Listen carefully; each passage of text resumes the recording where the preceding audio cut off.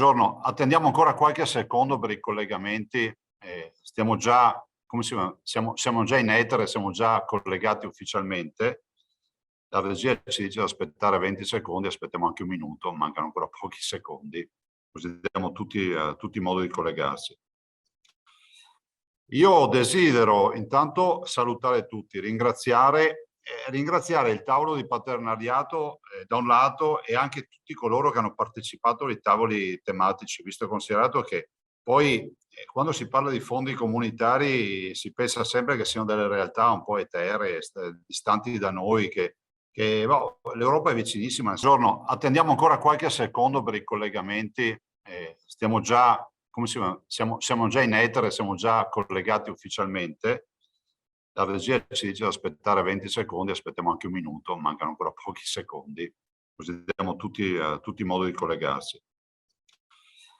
Io desidero intanto salutare tutti, ringraziare il tavolo di partenariato da un lato e anche tutti coloro che hanno partecipato ai tavoli tematici, visto e considerato che poi quando si parla di fondi comunitari si pensa sempre che siano delle realtà un po' eteree, distanti da noi, che l'Europa è vicinissima, nel senso che siamo noi, lo abbiamo dimostrato nel costruire questo percorso che fra l'altro ci coinvolge anche con degli investimenti non da poco. Vorrei anche ricordare che questo lavoro ciclopico che avete fatto, ringrazio ovviamente gli assessori che sono tutti collegati, il dottor Romano, tutti i dirigenti, va nella direzione della compartecipazione, di coinvolgere tutti e essere inclusivi.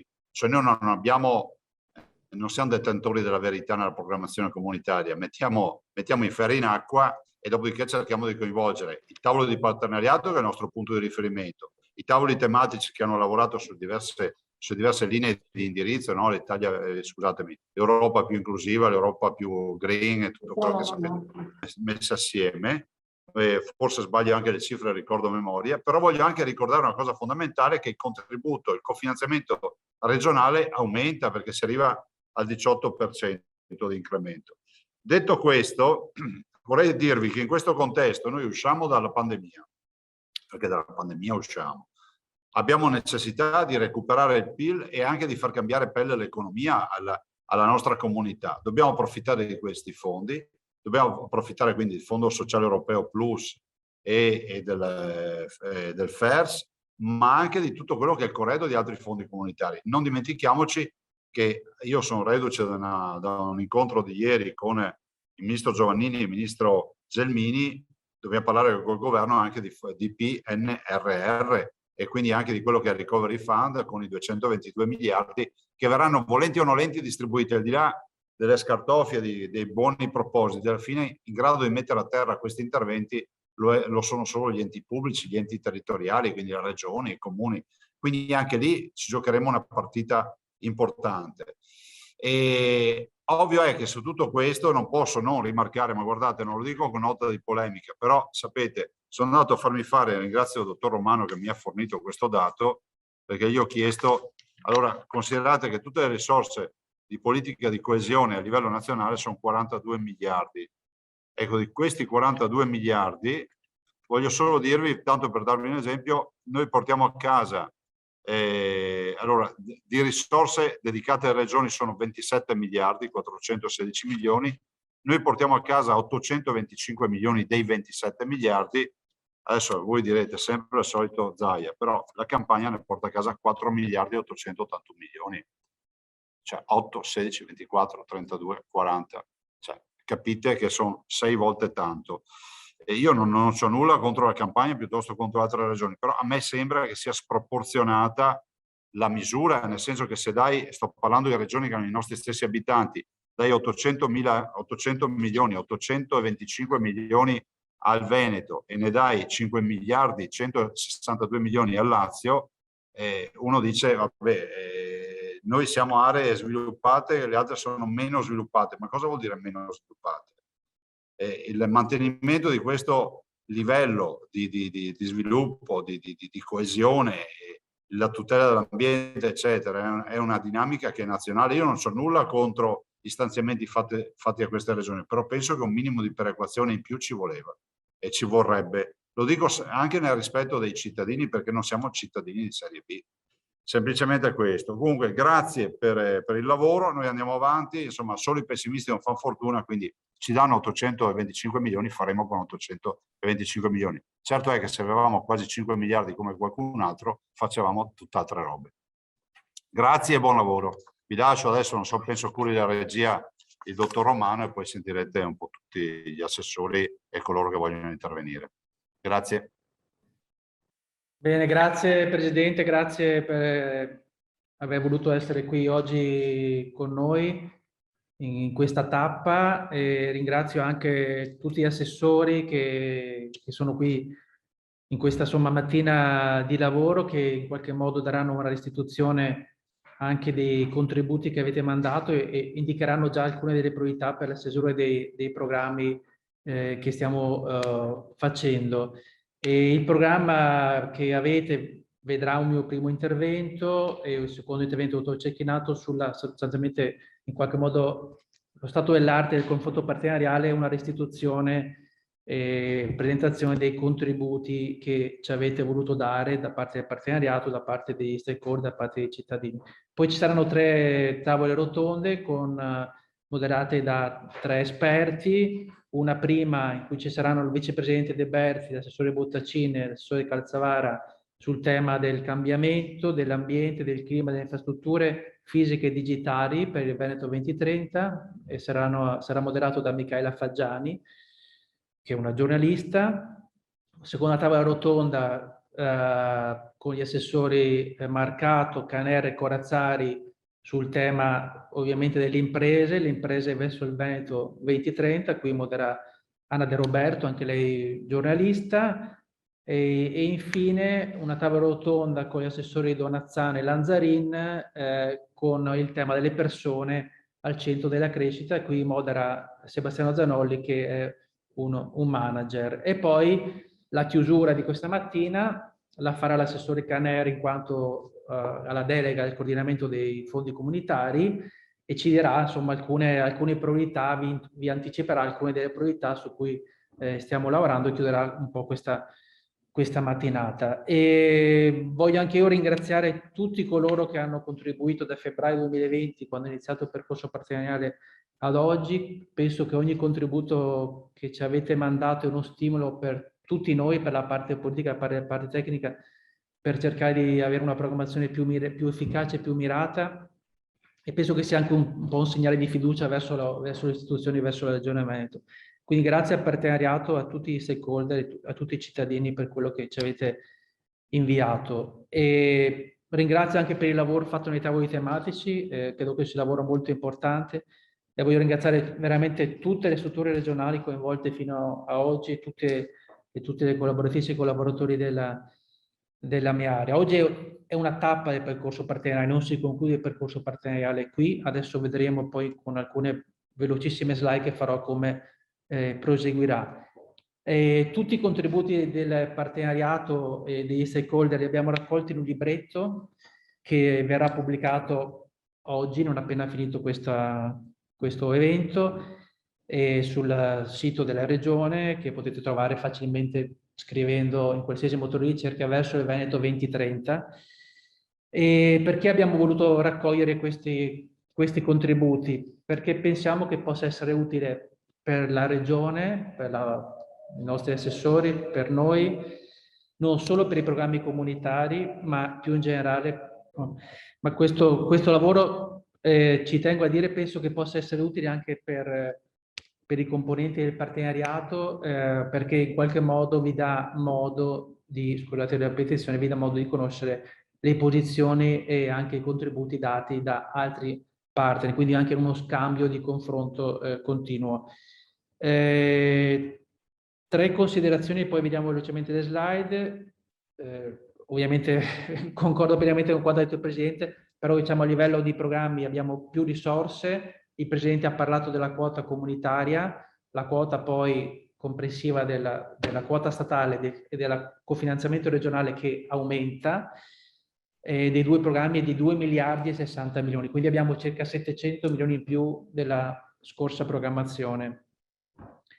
Dobbiamo comunque fare delle scelte, perché a livello comunitario poi ci viene chiesto di fare delle scelte, quindi non tutti gli obiettivi specifici in realtà poi potranno essere utilizzati, vanno fatte le scelte, quindi ovviamente qui sta insomma anche la difficoltà di fare le scelte giuste avendo un orizzonte così lungo verso appunto fino al 2030 e tenendo conto di altre risorse. Il Presidente giustamente ha parlato del PNRR e voglio ricordare anche le risorse del Fondo di Sviluppo e Coesione 21-27 in cui finalmente le regioni del nord tornano ad avere delle risorse. Questo è importante perché magari una vostra richiesta, un vostro contributo per una determinata azione potrebbe non trovare una risposta nel POR perché avremo risorse FSC e quindi poi combineremo nel modo migliore le risorse a disposizione. Un ultimo punto fondamentale chiesto da voi, ma è fondamentale per noi, per tutte le regioni, è quello della semplificazione. Lavoreremo ulteriormente, e questa è una cosa che sempre ci hanno chiesto i nostri assessori, il nostro Presidente, sulla semplificazione. Nell'avvio dei nuovi programmi questo ancora di più varrà e quindi non appena avremo terminato, inviato insomma a Bruxelles i programmi, ci metteremo ulteriormente e daremo un'ulteriore spinta verso la semplificazione che è da tutti ovviamente auspicata. 2 note tecniche, poi passiamo alle slide. L'evento è registrato, tutti i materiali li trovate sul sito appunto Programmazione UE Regione Veneto 21-27 oppure Verso Veneto 2030 e i microfoni e l'audio sono spenti appunto per garantire una qualità migliore perché abbiamo circa 400, oltre 400 persone collegate in questo momento. Allora velocemente le slide, le giro io, sì, scusate.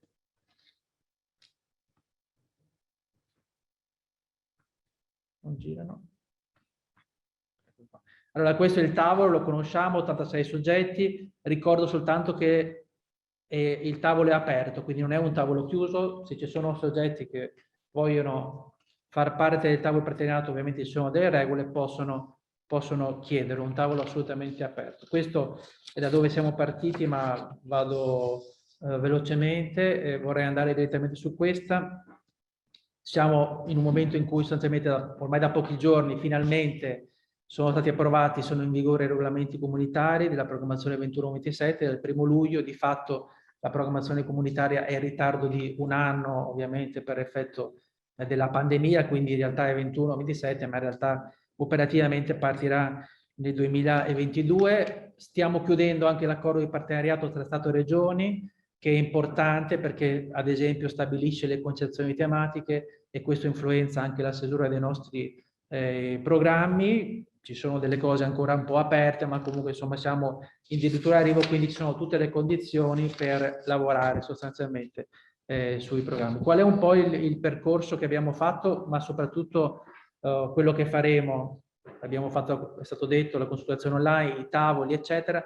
Adesso sostanzialmente stiamo cominciando a lavorare sui programmi, stiamo definendo con i diversi assessorati e assessori che ringrazio le diverse priorità, poi ci sarà sostanzialmente una prima approvazione che stimiamo possa essere fatta nel mese di settembre da parte della Giunta regionale, una prima bozza, poi questa bozza verrà mandata al partenariato che avrà indicativamente 15 giorni, poi vedremo, per eventualmente darci ulteriori contributi, suggerimenti, critiche, quello che è.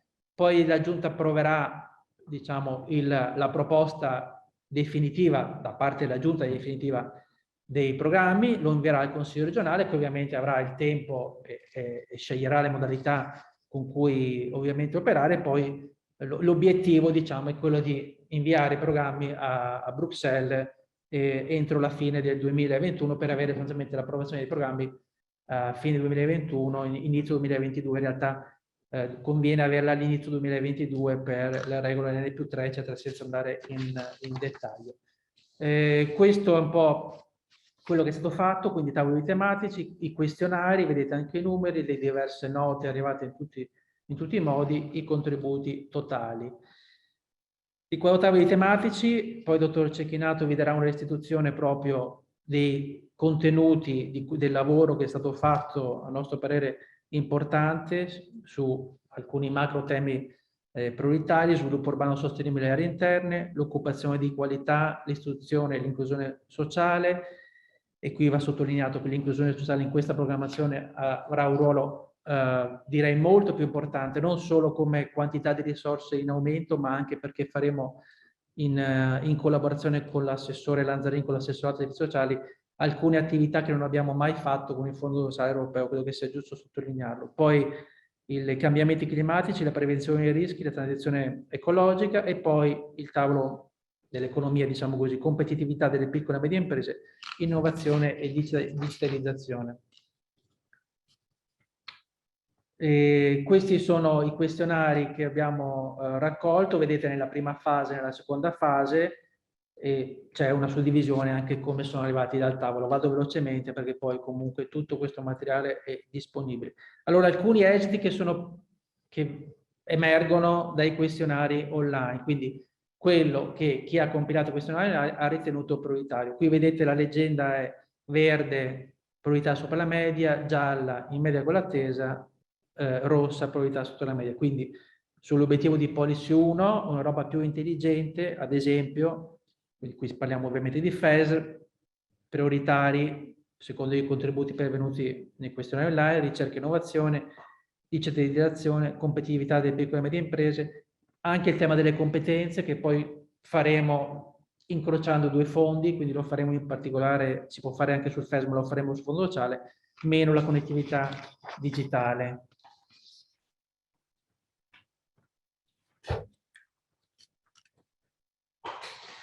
Questo è l'obiettivo di Policy 2, un'Europa più verde.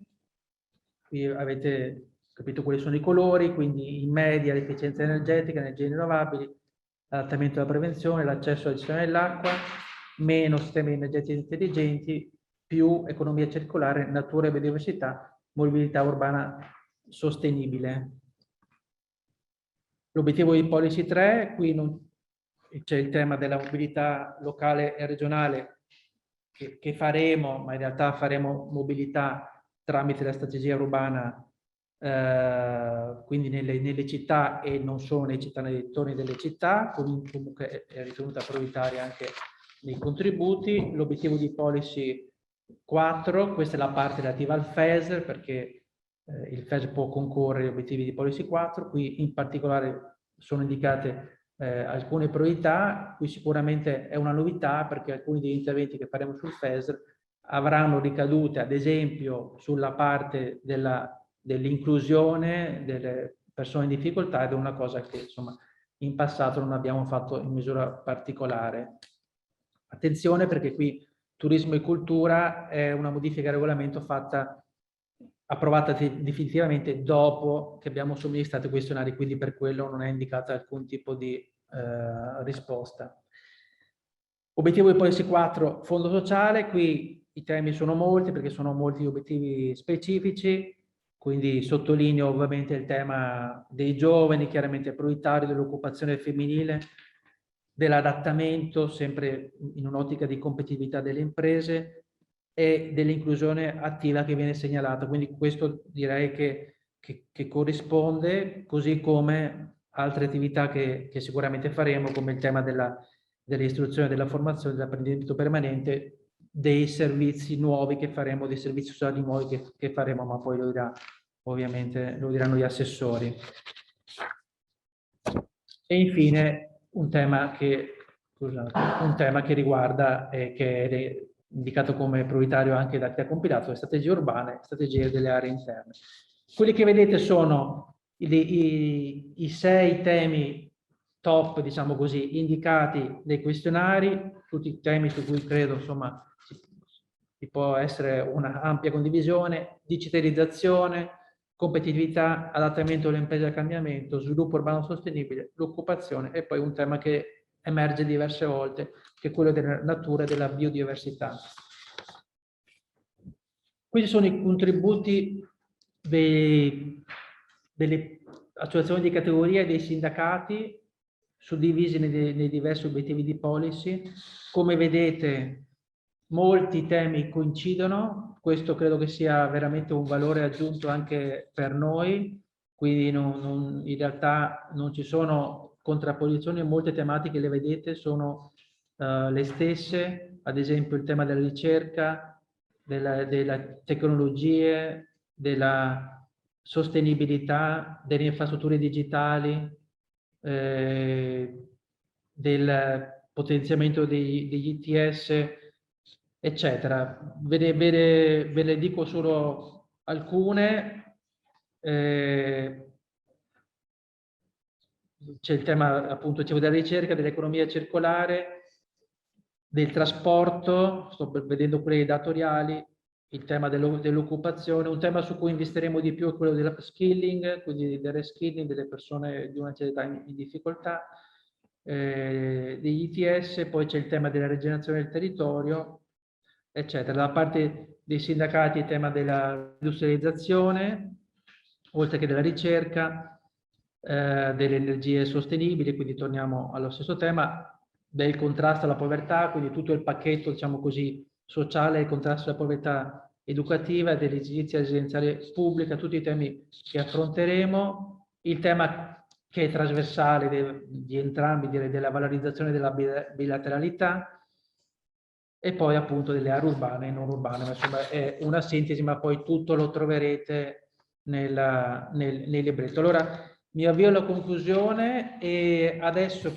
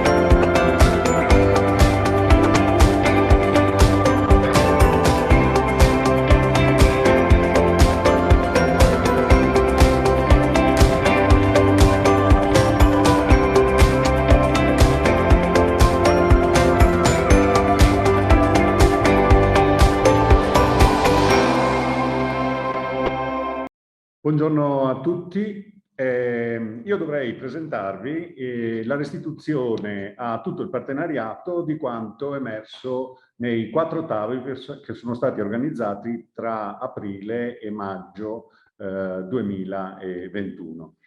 Innanzitutto vorrei sottolineare il grande approccio partecipativo che ha contraddistinto questi tavoli, questi 4 tavoli, che sono stati articolati in 10 sottotavoli e che poi contavano 20 partecipanti per ciascun sottotavolo, seguendo l'ordine di preferenza indicato dagli stessi componenti del partenariato.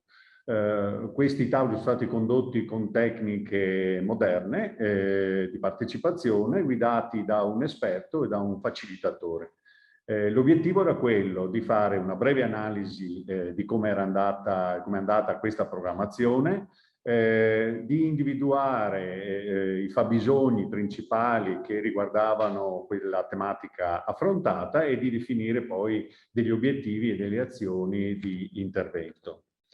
I 4 tavoli sono quelli che vedete nella slide. Io seguirò proprio l'ordine nell'illustrazione, l'ordine di esecuzione poi del tavolo. Quindi partiremo dai tavoli sullo sviluppo urbano, poi parleremo di occupazione, istruzione e inclusione, il tavolo sulla sostenibilità e infine il tavolo sulle imprese. Partiamo quindi dal tema sulle strategie territoriali, come sono previste dall'accordo di partenariato. Noi abbiamo sostanzialmente ripreso le strategie territoriali già applicate nell'attuale programmazione e che sono confermate nell'accordo. Quindi la strategia di sviluppo urbano sostenibile e la strategia delle aree interne.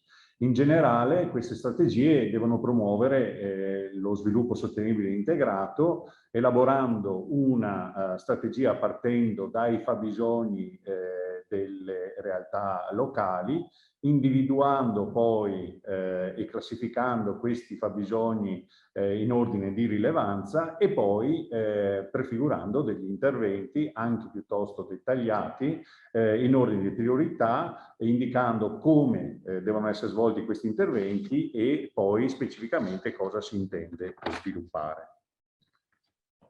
Per lo sviluppo urbano sostenibile, in termini generali, c'è stata innanzitutto una richiesta di continuità, ma anche di ampliamento del numero di aree urbane e di ampliamento delle aree urbane stesse. In termini di contenuto, ovviamente parliamo anche di un ampliamento, di una conferma delle strategie e degli interventi che sono stati adottati in questa programmazione, quindi mobilità, interventi sulla casa e soprattutto anche sul digitale. Gli ampliamenti potrebbero riguardare, secondo i partecipanti al tavolo, la qualità ambientale, la rigenerazione urbana, la valorizzazione culturale turistica e la valorizzazione delle filiere e imprese locali. In termini di modalità di attuazione, richiesta, abbiamo già sentito il dottor Romano su questo, di semplificazione, richiesta di integrazione degli interventi FESR con il Fondo Sociale Europeo e di un maggior coinvolgimento di imprese e del terzo settore. Per quanto riguarda ancora gli elementi trasversali relativi alle aree interne, la positività dell'approccio sovracomunale e di una visione strategica sovracomunale, la positività dell'accompagnamento e della coprogettazione con lo Stato, il Comitato Tecnico delle Aree Interne e con la Regione e il sostegno che è stato dato all'associazionismo tra i comuni da ANCI. Invece gli aspetti che vanno sicuramente migliorati sono cercare di dare una risposta ai fabbisogni più mirata attraverso gli strumenti, soprattutto qui parliamo dei fondi comunitari, perché non sempre c'era corrispondenza tra le richieste e i fabbisogni del territorio molto peculiari, molto specifici, e quello che poi erano invece le azioni che era possibile attivare con i programmi. La necessità di considerare l'integrazione strategica con altri programmi comunitari, in particolare con il PSR e con la programmazione di gruppi di azione locale, superare la lentezza di approvazione degli accordi di programma quadro e verificare se non sia possibile anche modificare, diciamo, la strategia di intervento intervenendo in aree più mirate e considerando però anche aree funzionali più ampie di quelle di intervento. Per quanto riguarda lo sviluppo urbano sostenibile, sostanzialmente gli interventi hanno mirato a tre ambiti: l'ambito della sostenibilità, l'ambito dell'inclusione e l'ambito poi della città più semplice e accogliente. qualità dell'aria, economia circolare e sicurezza per quanto riguarda la sostenibilità, sicurezza ovviamente sia in termini proprio fisici, no? Ecco, alluvioni, eccetera, le cronache di questi giorni le conosciamo, inclusività in termini di animazione sociale, innovazione sociale, in termini di sicurezza alimentare, è stato sottolineato il ruolo che potrebbe avere l'agricoltura periurbana, e in termini poi di rigenerazione fisica volta proprio a un recupero sociale con soluzioni mirate e integrate. Per quanto riguarda invece la città più semplice e più smart, più servizi smart per i cittadini e per gli ospiti, turisti, e la valorizzazione di spazi rigenerati soprattutto per cultura e turismo. Per quanto riguarda invece le aree interne, è stato molto sottolineato il tema del sviluppo endogeno e quindi di uno sviluppo che valorizzi la ricchezza di queste aree. Ricchezza che sono innanzitutto la valorizzazione di giovani e imprenditorialità, e quindi cercare di stimolare i giovani che sono presenti a diventare imprenditori e ad assumersi un ruolo attivo all'interno della società. L'altro tema è quello della necessità di una maggiore digitalizzazione, sia attraverso diciamo, i supporti fisici, ma sia attraverso anche un'educazione alla digitalizzazione, una diffusione del digitale per superare l'isolamento che spesso contraddistingue queste aree interne. La necessità di una valorizzazione del capitale sociale, quindi qualificazione delle risorse umane e collettive, quindi il tema della valorizzazione del volontariato, delle reti che ci sono, dei beni pubblici. E infine una valorizzazione del grande contenuto di capitale materiale di cui queste aree dispongono, soprattutto in termini sia di filiere di prodotti locali, dell'agricoltura principalmente, ma anche dell'artigianato, sia in termini anche energetici, la valorizzazione per esempio delle risorse del legno. Il secondo tavolo, diviso in 3 sottotavoli, riguardava l'occupazione di qualità, l'istruzione e l'inclusione sociale. Il primo tema, quello dell'occupazione di qualità, riguarda, si è focalizzato, diciamo così, su 2 aspetti, uno più di contenuto e uno più di modalità e governance. Per quanto riguarda i contenuti, è emersa in maniera piuttosto sostenuta la necessità di prevedere sostegni a imprese più mirati, più focalizzati sui specifici settori, più legati alle tipologie appunto di intervento, più legati ai bisogni che emergono da parte soprattutto delle imprese e anche da parte dei lavoratori. L'altro tema che è stato posto all'attenzione da più interventi è stato quello della necessità di intervenire sull'alfabetizzazione informatica e su competenze trasversali e organizzative, anche rispetto a nuove modalità di lavoro, tipo quello del lavoro agile, dello smart working. Per quanto riguarda invece gli aspetti più di governance e di modalità di intervento, è stata sottolineata la necessità, proprio in termini di favorire l'occupazione, di una maggiore integrazione tra l'intervento di diversi fondi, FESR e Fondo Sociale Plus in particolare, ma anche quello di individuare degli indicatori qualitativi per la valutazione dei progetti presentati dalle imprese che restituiscano effettivamente quella che è la qualità di questi progetti, proprio nella fase di selezione dei progetti stessi. E poi una proposta abbastanza interessante, che è quella di prevedere dei tavoli permanenti, tematici, su temi specifici e considerati centrali, quali per esempio quello della digitalizzazione, quello dello smart working, eccetera. Quindi una restituzione anche molto, molto concreta e molto operativa. In tema invece di istruzione e formazione c'è stato un focus che sostanzialmente ha un po' monopolizzato, diciamo, anche un po' la discussione, ed è quello sull'abbandono scolastico e sul fenomeno dei NEET. Quindi la necessità di intervenire con un complesso di azioni integrate tra di loro e con tutta una serie di miglioramenti possibili, intervenendo innanzitutto a livello di offerta, quindi di scuola, maggior coinvolgimento delle famiglie, un miglioramento nell'orientamento scolastico, è stato sottolineato la necessità di incoraggiare soprattutto le ragazze alle discipline scientifiche e tecnologiche, che danno maggiori sbocchi occupazionali, e di lavorare molto sull'alternanza scuola-lavoro e sulla didattica collaborativa con le imprese, perché si è visto che questo restituisce ovviamente una maggiore possibilità di immediata occupazione per gli studenti alla fine del loro ciclo di studi. Si è lavorato molto anche sui contatti tra i diversi soggetti, imprese, scuole e studenti.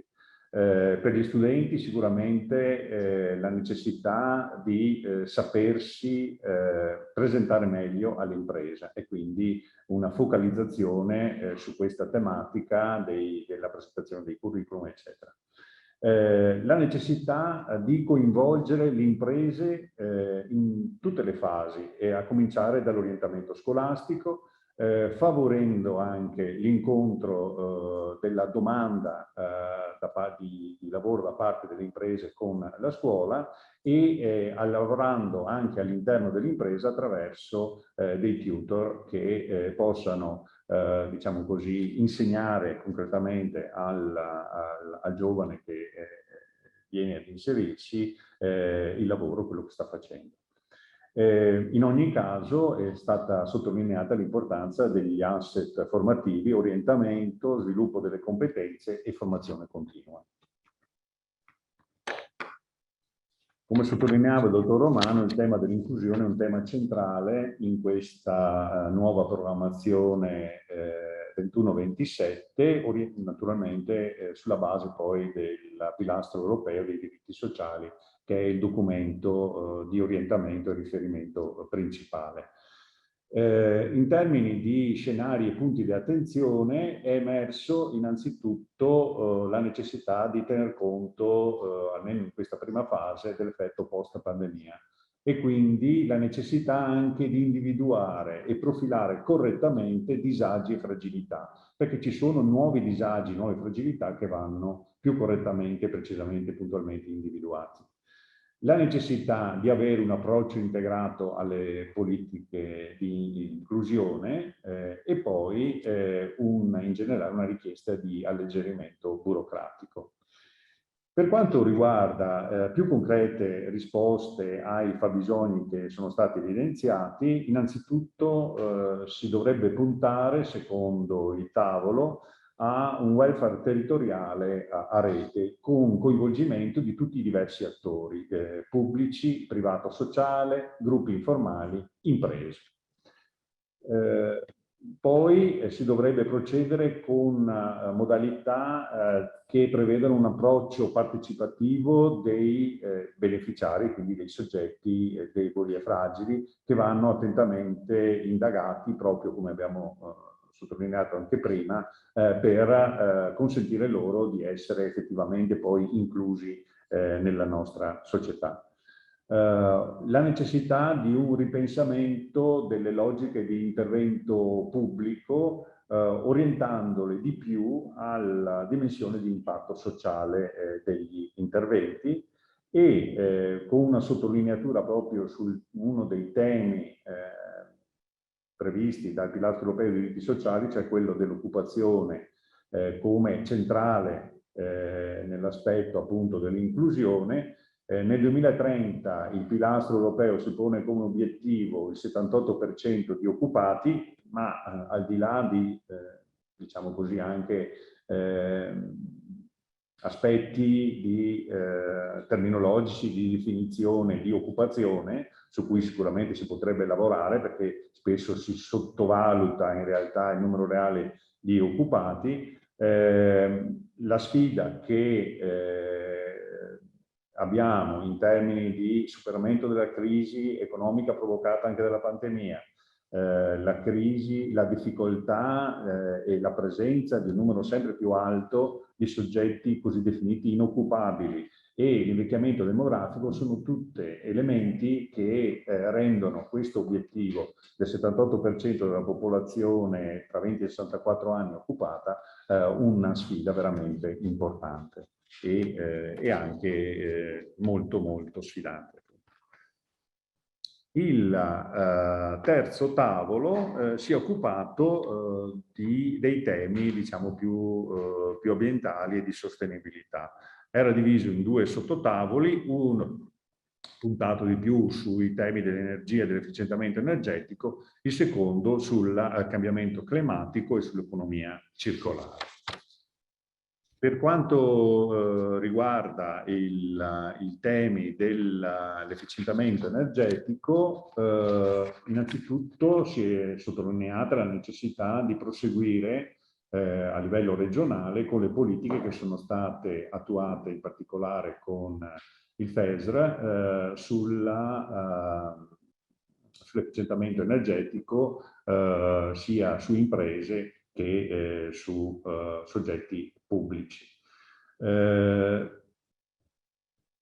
È risultato importante ed è stato sottolineato la necessità di un ammodernamento di tutta l'impiantistica energetica, sia per quanto riguarda il recupero in termini di efficienza nei cicli produttivi, sia per quanto riguarda poi il tema della produzione dell'energia.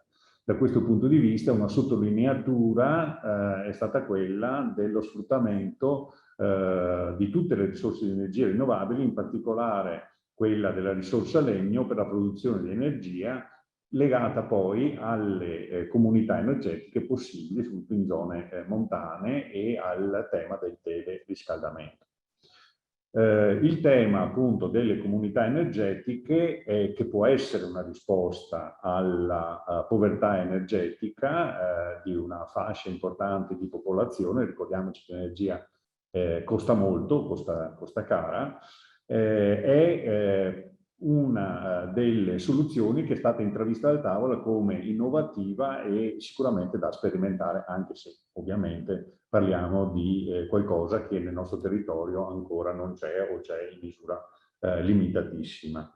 Un'altra sottolineatura è stata quella di intervenire sui trasporti e in particolare sullo sviluppo delle reti di ricarica che sono assolutamente carenti per incentivare lo sviluppo della mobilità elettrica e forse un domani a idrogeno. L'altro tema che è emerso insomma abbastanza in maniera importante nel tavolo è stato quello della rigenerazione urbana, legata proprio agli aspetti energetici e di efficientamento energetico. Sono componenti che poi possono rientrare anche questi in comunità energetiche e componenti che vanno sollecitate sia a livello di pianificazione più in generale da parte degli enti pubblici, ma poi anche a livello di progettazioni particolari e di recupero di edifici non più funzionali. Il tavolo sul cambiamento climatico e economia circolare è stato molto ricco di spunti e di indirizzi in direzioni anche molto ampie. Quindi il riassunto è necessariamente, forse non restituisce tutta la ricchezza dei contributi che ci sono stati. Sono state proposte delle azioni di sistema, innanzitutto il cambiamento culturale a tutti i livelli, sia sul pubblico, quindi sugli enti pubblici, sia a livello di privati cittadini, sia a livello di imprese, sul tema della sostenibilità. È stato poi sottolineata la necessità di promuovere la ricerca e l'innovazione, anche attraverso l'immissione di competenze, per esempio dentro le imprese, competenze proprio sui temi dell'economia circolare, sul tema anche dell'adattamento al cambiamento climatico e la necessità di intervenire a livello di pianificazione negli enti pubblici, anche attraverso un arricchimento e la messa a disposizione di banche dati ambientali e di banche dati sulla vulnerabilità del territorio. Sono state poi proposte delle azioni specifiche, qui enumero ovviamente più le tematiche che le soluzioni, ma comunque il tema dell'adattamento ai cambiamenti climatici con interventi infrastrutturali, manutenzioni, riforestazione, interventi sulla fertilità dei suoli, sulla produzione di energia e l'utilizzo delle rinnovabili. Non poteva mancare il tema della mobilità sostenibile, soprattutto a livello poi di interventi sulla mobilità urbana in tema poi di progettazione urbana è stata sottolineata la necessità di rigenerare gli spazi anche aumentando la qualità del verde pubblico, dei parchi. Si è parlato di parchi agricoli, insomma sono venute fuori tutta una serie di proposte proprio a livello di interventi sull'urbano. In tema di economia circolare è stato sottolineato l'apporto fondamentale delle imprese sia nella modifica dei cicli produttivi per consentire una produzione che dia dei prodotti totalmente riciclabili, sia come intervento poi diretto invece sul potenziale rifiuto, prima che questo diventi rifiuto, per un riciclo completo e la diminuzione dei rifiuti in discarica.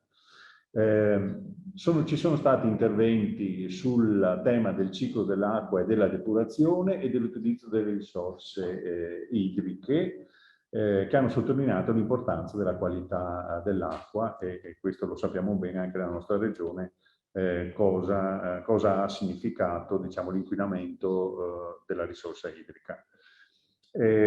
Poi ci sono stati alcuni settori che sono un po' emersi come settori chiave in tema di cambiamento climatico, quindi soprattutto l'agricoltura, ma anche per taluni versi il turismo e l'artigianato. L'ultimo tavolo riguardava, diciamo, più i temi legati alle imprese, in particolare la competitività, l'innovazione, la digitalizzazione e il tema delle competenze. Questi erano i tre sottotavoli, no? Allora, per quanto riguarda la digitalizzazione, allora, il tavolo è stato molto vivace e ha sottolineato che la digitalizzazione, per la digitalizzazione ci sono due facce della stessa medaglia che riguardano pubblico e privato. Il privato sia di cittadini che imprese, quindi è qualcosa di trasversale a tutta la nostra società. Innanzitutto per quanto riguarda in termini generali, continuità con la 2014-2020, con le azioni di digitalizzazione e sottolineatura in termini di necessità di alfabetizzazione. Questo l'avevamo già sentito anche in un altro tavolo da soggetti diversi. Alfabetizzazione a livello di cittadini, imprese ed enti pubblici. Per quanto riguarda il settore pubblico, è stata sottolineata l'importanza della migrazione al cloud di tutti gli enti pubblici e che favorisce ovviamente l'interoperabilità e l'integrazione tra tutte le piattaforme digitali che in funzione poi dei servizi che questa integrazione può poi dare ai cittadini. E poi è stato sottolineato il principio dell'once only, quindi della semplificazione. Chiedo al cittadino una volta sola i dati e poi non li domando più, perché li trovo nelle banche dati pubbliche. Questo per migliorare l'interfaccia proprio pubblica amministrazione e cittadino. La necessità anche di monitorare tutti questi interventi per verificarne la reale portata ed efficacia. Per quanto riguarda il tema delle imprese, che appunto dicevo è l'altra faccia della medaglia digitalizzazione, Innanzitutto è stata sottolineata l'importanza della digitalizzazione come soluzione di mercato, non solo per il marketing, ma anche proprio per la vendita online. E qui è la necessità legata poi a sviluppare le competenze su questa tematica.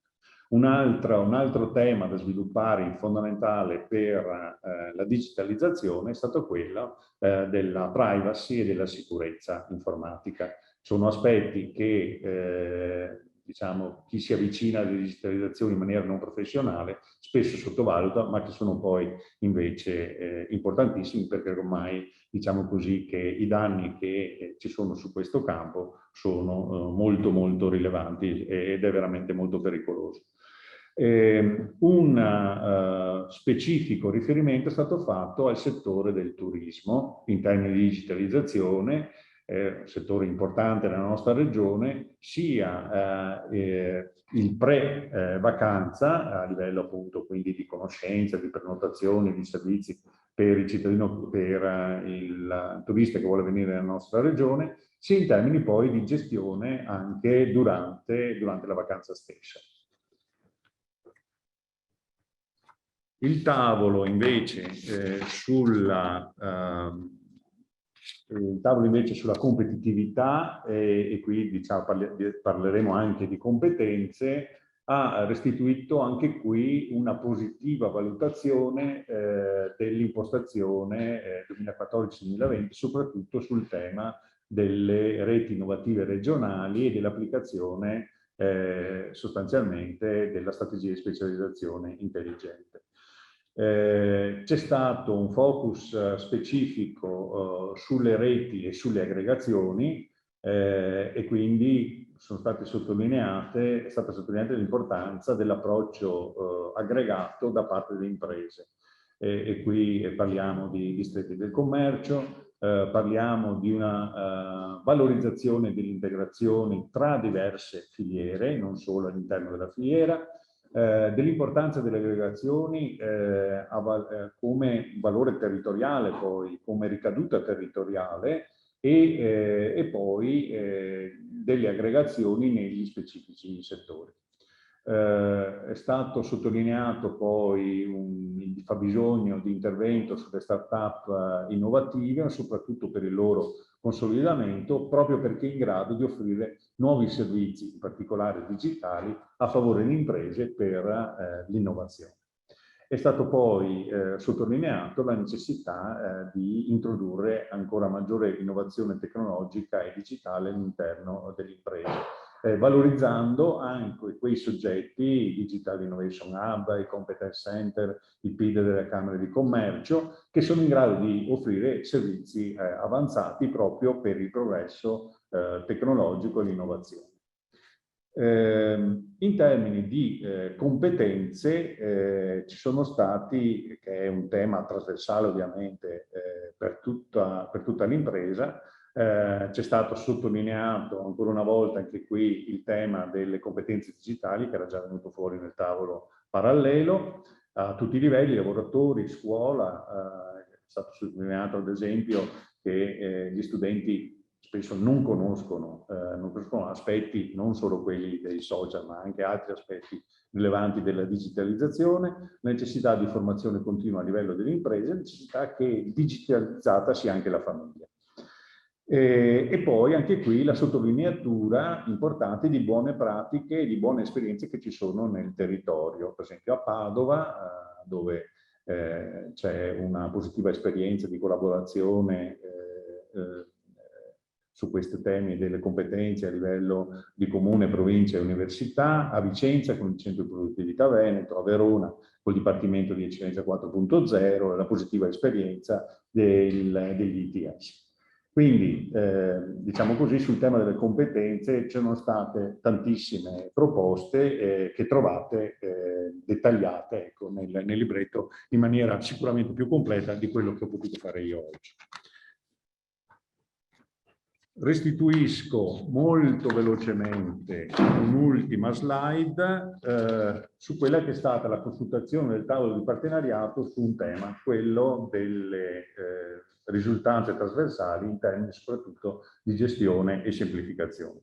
Innanzitutto si è sottolineata la necessità di dare un orizzonte puntuale e ampio alle politiche che si intende adottare. E qui, per esempio, la programmazione dei bandi è stata sottolineata come una buona pratica che deve diventare costante nella programmazione dei programmi di questa programmazione futura 21-27. La necessità di tenere ben presenti tutte le buone pratiche che sono state sperimentate e di fare un accurato monitoraggio degli esiti dei progetti per istituire poi diciamo, interventi e mirare meglio gli interventi successivi.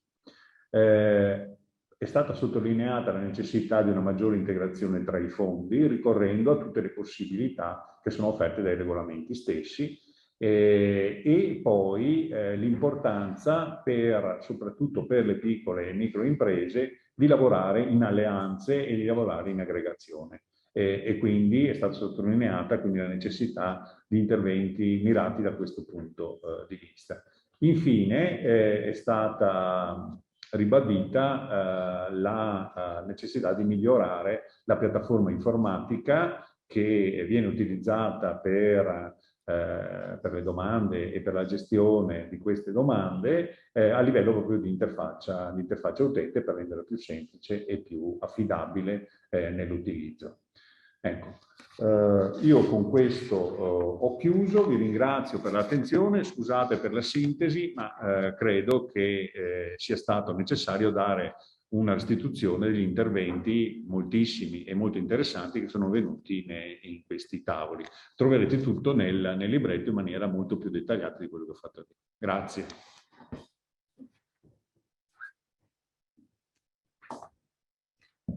Bene, grazie dottor Cecchinato. Allora passo la parola a Michele Faggiani. Abbiamo già la vicepresidente De Berti, il Sole Bottacina e il Sole Calzavara che sono collegati, quindi passiamo subito alla prima tavola rotonda e poi a seguire le altre. Grazie.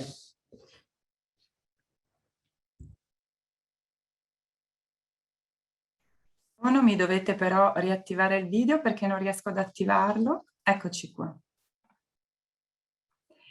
Buongiorno, intanto grazie e bentrovati. Come diceva il dottor Romano, procediamo con la prima tavola rotonda con i primi 3 assessori, grazie appunto a questa presentazione e appunto quello che è stato il lavoro frutto di questi mesi. Allora, con me questa mattina in apertura di mattinata ci sono il vicepresidente assessore Elisa De Berti, Giampaolo Bottacin e Francesco Calzavara che dovrebbero essere collegati con noi, io li vedo. Eccoci qui, grazie intanto di essere qui con noi. Io passo subito la parola al vicepresidente Elisa De Berti, assessore affari legali, lavori pubblici, infrastrutture e trasporti. Intanto buongiorno e grazie di essere con noi. Abbiamo parlato di molte tematiche e ovviamente dobbiamo essere sintetici anche noi visti i tempi. Vogliamo parlare subito ovviamente di qualità dell'aria. In particolare voglio fare una riflessione su quella che è la pianura padana, tutti la conosciamo perché è caratterizzata da un clima poco ventilato che favorisce il ristagno delle sostanze inquinanti. Però nonostante tutto questo, negli ultimi anni le emissioni dei gas serra in Veneto sono diciamo in un buono stato, nel senso che si è registrato un meno 24,6% nel decennio 2005-2015, nonostante una lieve rialzo nel 2015 rispetto al 2013, quando si è toccato il valore minimo. Questa contrazione si è registrata più o meno in tutte le città capoluogo. Volendo parlare di qualità dell'aria, e quindi io inizio subito con questa domanda, Assessore, il tema ovviamente dei trasporti puliti è un elemento chiave, l'abbiamo visto anche prima nelle slide. Come si intende agire in questo ambito con la nuova programmazione dei fondi europei per il periodo 21-27? Allora, buongiorno a tutti e grazie per questo invito. Di fatto il tema della qualità dell'aria trova uno spazio molto importante in quello che è lo strumento cardine che l'anno scorso, nel corso del 2020, in particolar modo nel luglio, è stato approvato dal Consiglio regionale, che non è altro che il Piano regionale dei trasporti, che ha una visione proiettata anche questo strumento fino al 2030. Tenete presente che il Piano regionale dei trasporti ha un titolo che parla di mobilità sostenibile per un Veneto connesso e competitivo. competitivo. Quindi si incentra di fatto sulla sostenibilità e su tutto ciò che può essere fatto in maniera concreta per poter incentivare una mobilità, diciamo tra virgolette, più pulita, ovviamente, che va anche quindi ad avere degli effetti su quella che è la qualità dell'aria. Il piano regionale trasporti è suddiviso in obiettivi, è suddiviso in strategie e azioni concrete. L'obiettivo numero 4 del piano ha proprio l'obiettivo di sviluppare un sistema di trasporti orientato alla tutela dell'ambiente e del territorio. L'obiettivo di questo piano è quello di ridurre l'impatto ambientale della mobilità in Veneto, ovviamente privilegiando il trasporto pubblico locale, quindi si sta cercando di spingere sugli investimenti per un potenziamento del trasporto pubblico locale, soprattutto per quanto riguarda il ferroviario, e questo può permettere veramente di poter spostare, dare la possibilità con un mezzo di trasporto competitivo al cittadino di poter lasciare a casa nel garage, come spesso diciamo, il mezzo privato e poter accedere al mezzo pubblico, anche con non solo con investimenti ferroviari che vanno di fatto a migliorare il servizio e a renderlo più efficiente, ma investimenti ferroviari che permettono anche di incentivare quella che è l'offerta e i servizi al cittadino. Da questo punto di vista abbiamo altre azioni nel piano che parlano sempre di diminuzione dell'impatto ambientale, che prevedono la transizione verso una modalità di trasporto meno inquinante, e in questo caso parliamo della sostituzione delle flotte. Insomma, adesso noi nel 2018 abbiamo sottoscritto un contratto con Trenitalia che prevede di fatto l'acquisto di 78 treni che andranno a sostituire tutta la flotta rotabile del Veneto e che porteranno la vita media di un treno da 15 anni a poco meno di 5 anni, quindi un investimento molto importante. Anche per quanto riguarda la flotta sul TPL gomma piuttosto che sui vaporetti si stanno investendo molte risorse, garantendo sostanzialmente una transizione su mezzi di trasporto meno inquinanti, quindi parliamo degli Euro 5 piuttosto che gli Euro 6 o la trazione elettrica o altre forme di alimentazione. E questo ha l'obiettivo di favorire anche l'accessibilità. Un altro degli obiettivi, diciamo, delle strategie del piano regionale del trasporto è quello di incentivare l'accessibilità al trasporto pubblico locale anche delle fasce di reddito più basse. Ecco, tenete presente che con la sostituzione degli autobus, e chiudo, ci sono alcune province capoluogo del Veneto, diciamo, per non dire quasi tutte, che hanno sostituito negli ultimi anni più del 15% degli autobus che hanno nella loro dotazione. Quindi in questo senso si sta veramente investendo molto, perché siamo convinti che il rinnovo dei mezzi di trasporto per qualsiasi forma e modalità sia fondamentale per poter avere un'incidenza positiva sulla qualità dell'aria. Assessore, a questo proposito si è parlato anche molto di elettrico, quindi immagino ci sia anche questo in prospettiva futura.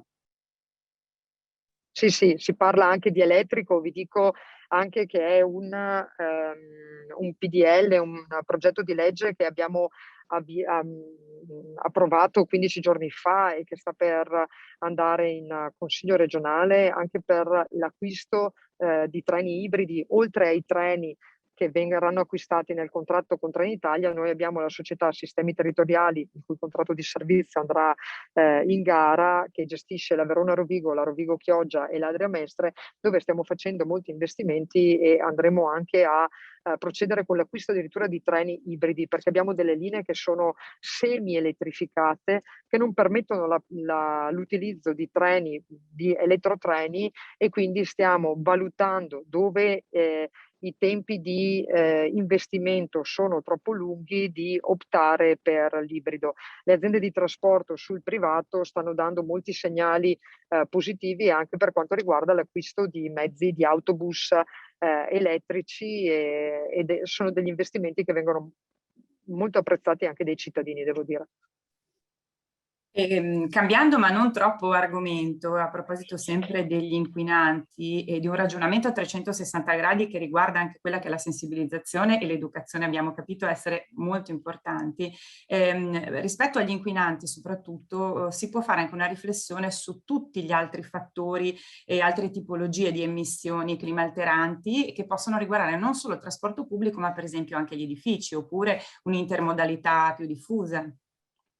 Sì, allora noi stiamo investendo molto sull'intermodalità, stiamo elaborando un progetto di bigliettazione unica che però non è una bigliettazione che è solo di facciata, ma concretamente non si parla di biglietto unico, diciamo insomma che ci sono in alcune situazioni che parlano di biglietto unico in altre regioni, ma sono sostanzialmente modalità di bigliettazione unica più utile ai giornali che non effettivamente al servizio che viene erogato al cittadino.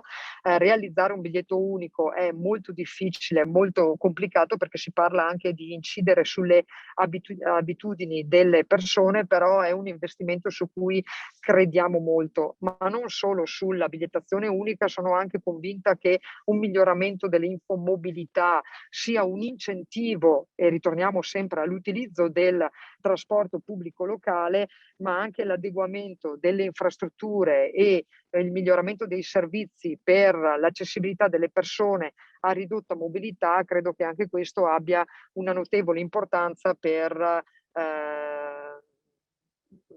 un futuro, diciamo, all'altezza delle aspettative che ci sono. Per quanto riguarda l'intermodalità, soprattutto sul ferro-gomma, noi stiamo lavorando molto sull'orario dei treni e la compatibilità dei viaggi in treno con il trasporto biciclette e con tutte le ciclabili, percorsi ciclabili che abbiamo in Veneto, dove anche su questo fronte stiamo investendo tantissimo per cercare di incentivare le persone ad utilizzare la bicicletta, sia da un punto di vista di salute, che è sicuramente fa bene, anche perché dopo 1 anno e mezzo che siamo rimasti chiusi in casa, sicuramente tutti un bel giro in bicicletta ce lo facciamo ben volentieri, ma anche per poter sconfinare da quelli che sono i territori che abitualmente frequentiamo e poter utilizzare il treno per andare anche a farsi una bella gita per il territorio. Quindi anche dal punto di vista dell'intermodalità, soprattutto l'utilizzo con la bicicletta e il ferro e il treno, stiamo spingendo molto.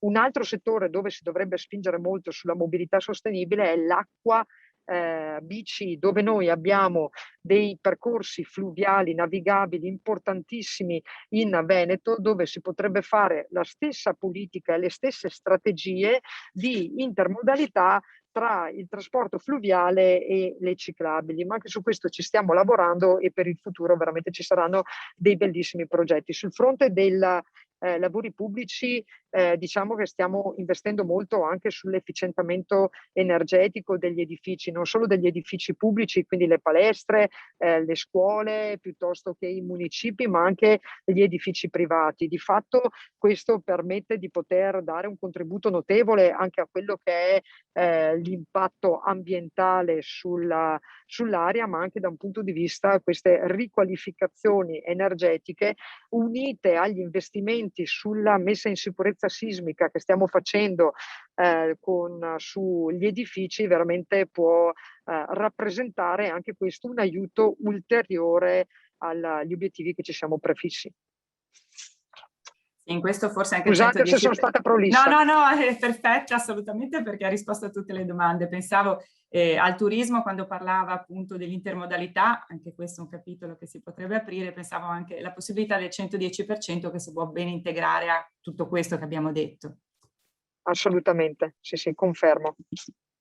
Assessore, so che ha fretta e ha altri appuntamenti, per questo la vediamo anche in macchina, noi la ringraziamo anche per la sua sinteticità che però ha racchiuso tutto, quindi assolutamente la ringraziamo. Grazie a voi, arrivederci e buon lavoro. Grazie. A questo punto io passo la parola all'assessore Bottacin.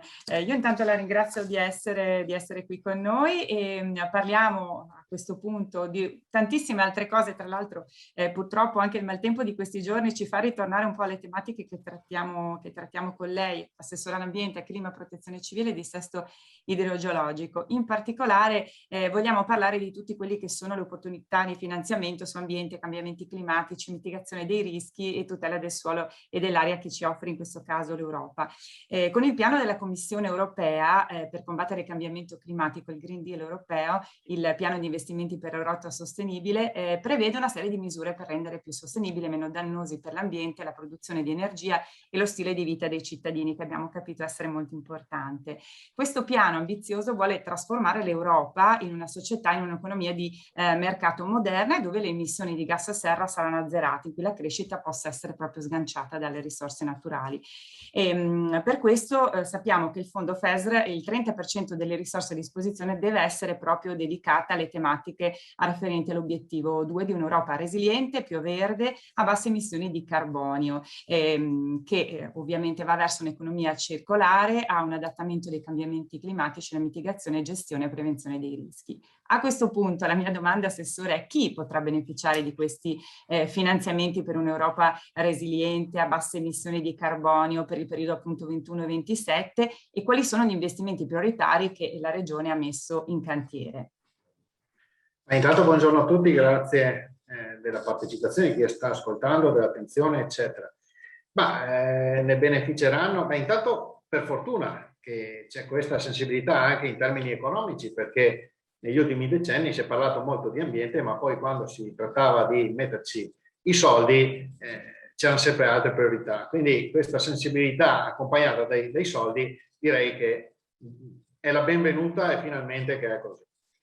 Ne beneficiano tutti, ne beneficiano i cittadini, gli enti pubblici e le imprese, perché la tutela dell'ambiente comprende tutto e tutti. Lei ha fatto un rapido volo d'uccello dagli eventi meteo alla qualità dell'aria, che è una mia competenza, quindi lei ha citato la riduzione delle emissioni, ma negli ultimi 15 anni siamo a un meno 40% dei principali inquinanti, ancorché poi dopo possa sembrare il contrario a livello mediatico, ma non è così.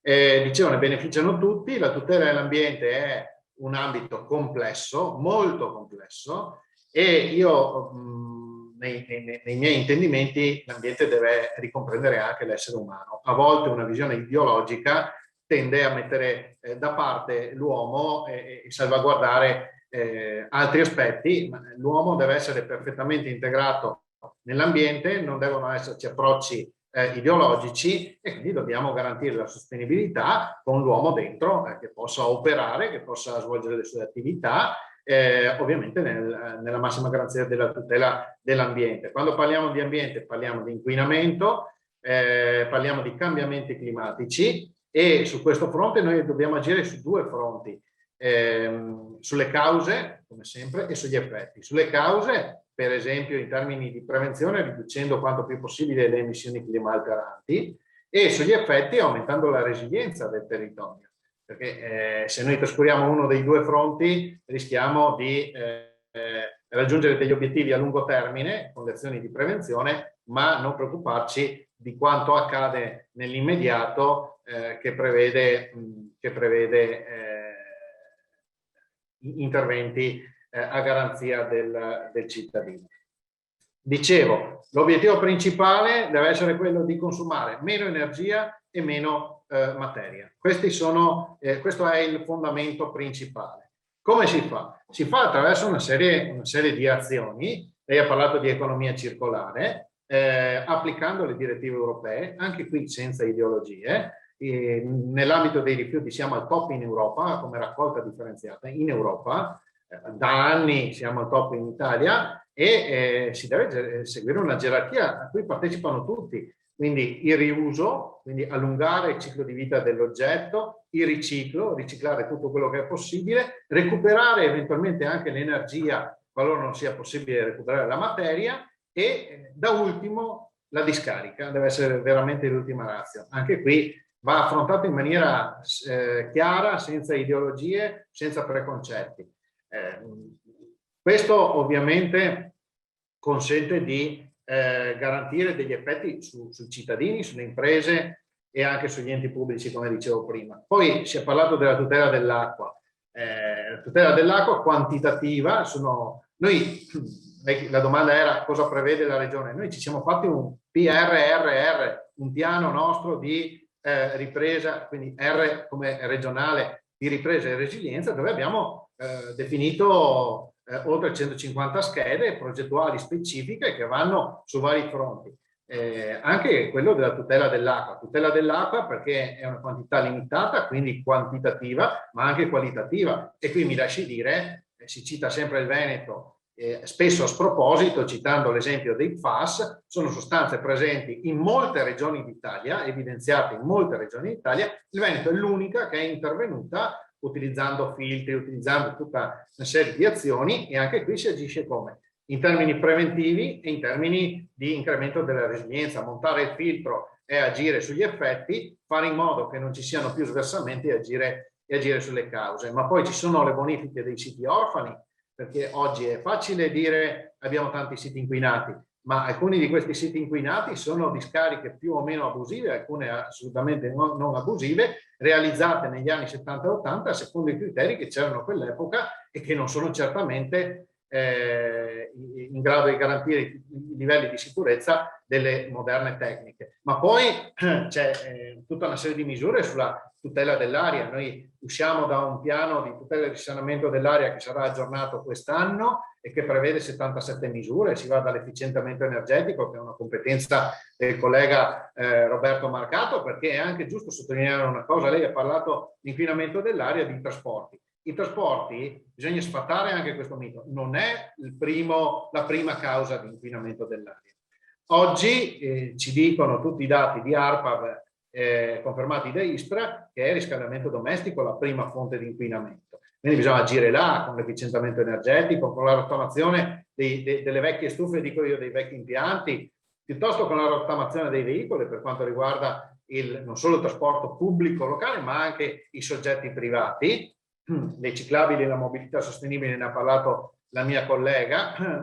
Ricordo che in questo ambito c'è anche il mondo dell'agricoltura e anche lì c'è da fare qualche intervento, perché ricordo che è pur vero che abbiamo una riduzione degli inquinanti, ma è altrettanto vero che siamo stati condannati dall'Europa e quindi a seguito della condanna dell'Europa ci sono tutta una serie di azioni che sono obbligatorie e che ci vengono di fatto imposte, su cui dobbiamo intervenire.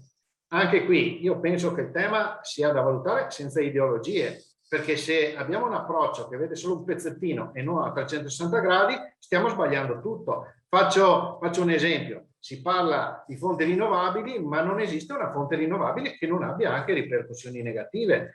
L'idroelettrico è una fonte rinnovabile, oggi è quella per eccellenza, ma ha anche degli effetti negativi. Penso alla non garanzia del deflusso minimo ecologico nei corsi d'acqua, con problemi che poi vanno a ricadere anche sui ripascimenti delle coste, quindi sulla difesa costiera. La biomassa legnosa, si diceva prima, ha un forte impatto sul PM10 e allora l'Europa incentiva la fonte rinnovabile, ma poi ti sanziona per l'inquinamento da PM10. L'uso del veicolo elettrico, sì, ma dobbiamo fare attenzione anche agli aspetti di criticità, quindi il tema delle batterie, il tema del ciclo di vita del veicolo, il tema del costo, perché che non diventi una cosa solo per pochi, il tema della sicurezza, degli interventi in caso di incidente stradale. Voi capite che quando io dico superiamo le ideologie, valutiamo a 360 gradi il tema, è per questi motivi qua. Potrei continuare per giorni a fare esempi di questo tipo, ma mi fermo qua semplicemente con un cenno. L'ultimo. Anche nell'ambito, era partita così la sua domanda, gli eventi di questi giorni, anche lì prevenzione e previsione. Siamo all'avanguardia su questo fronte, l'hanno riconosciuto tutti, compreso il Presidente della Repubblica, quando è venuto dopo l'uragano Baia in Veneto e ha detto il Veneto ha dato una lezione di protezione civile a tutta l'Italia, sia in termini di previsione che di prevenzione. Abbiamo un piano che poi è stato battezzato piano dal PAOS, ma insomma un piano di opere di mitigazione del rischio idraulico che stiamo implementando e che sta dando degli effetti, perché se a dicembre del 2020, qualche mese fa, ha piovuto più del 2010, quando ci fu mezzo Veneto allagato, e più del 66, quando ci furono 100 morti in Veneto, e non abbiamo avuto né mezzo Veneto allagato né 100 morti, vuol dire che qualcosa in termini di prevenzione stiamo facendo. Si continua in questa direzione, anzi, con questi fondi potremo accelerare, e anche qui senza ideologie. Capisco e rispetto tutti, però nel momento in cui si deve fare un'opera che ha la finalità, per finalità l'incolumità umana in termini di sicurezza idraulica, lo dice anche la direttiva alluvioni, prima viene la sicurezza umana e poi viene l'aspetto ambientale, che deve essere valutato, approfondito, mitigato, compensato, tutto quello che vogliamo, ma prima di tutto c'è la sicurezza umana. Quindi anche su questo fronte abbiamo le idee chiare, sia in termini di infrastrutture, sia in termini di azioni non fisiche come i monitoraggi, eccetera. Vedo che il collega Calzavara deve andare in commissione. Io ho terminato, ho risposto a questa domanda, spero di aver fatto a volo d'uccello un po' la rappresentazione un po' di tutti. Grazie assolutamente Assessore Bottaccin, quindi non mi tengo la domanda perché ho visto che l'assessore Calzavara deve scappare, quindi magari se possiamo rubarle gli ultimi 10 minuti e poi lasciarla andare in commissione, possiamo, Assessore? Sì, buongiorno a tutti, sì, o se no posso intervenire dopo l'assessore Marcato, purtroppo c'è stata una sovrapposizione.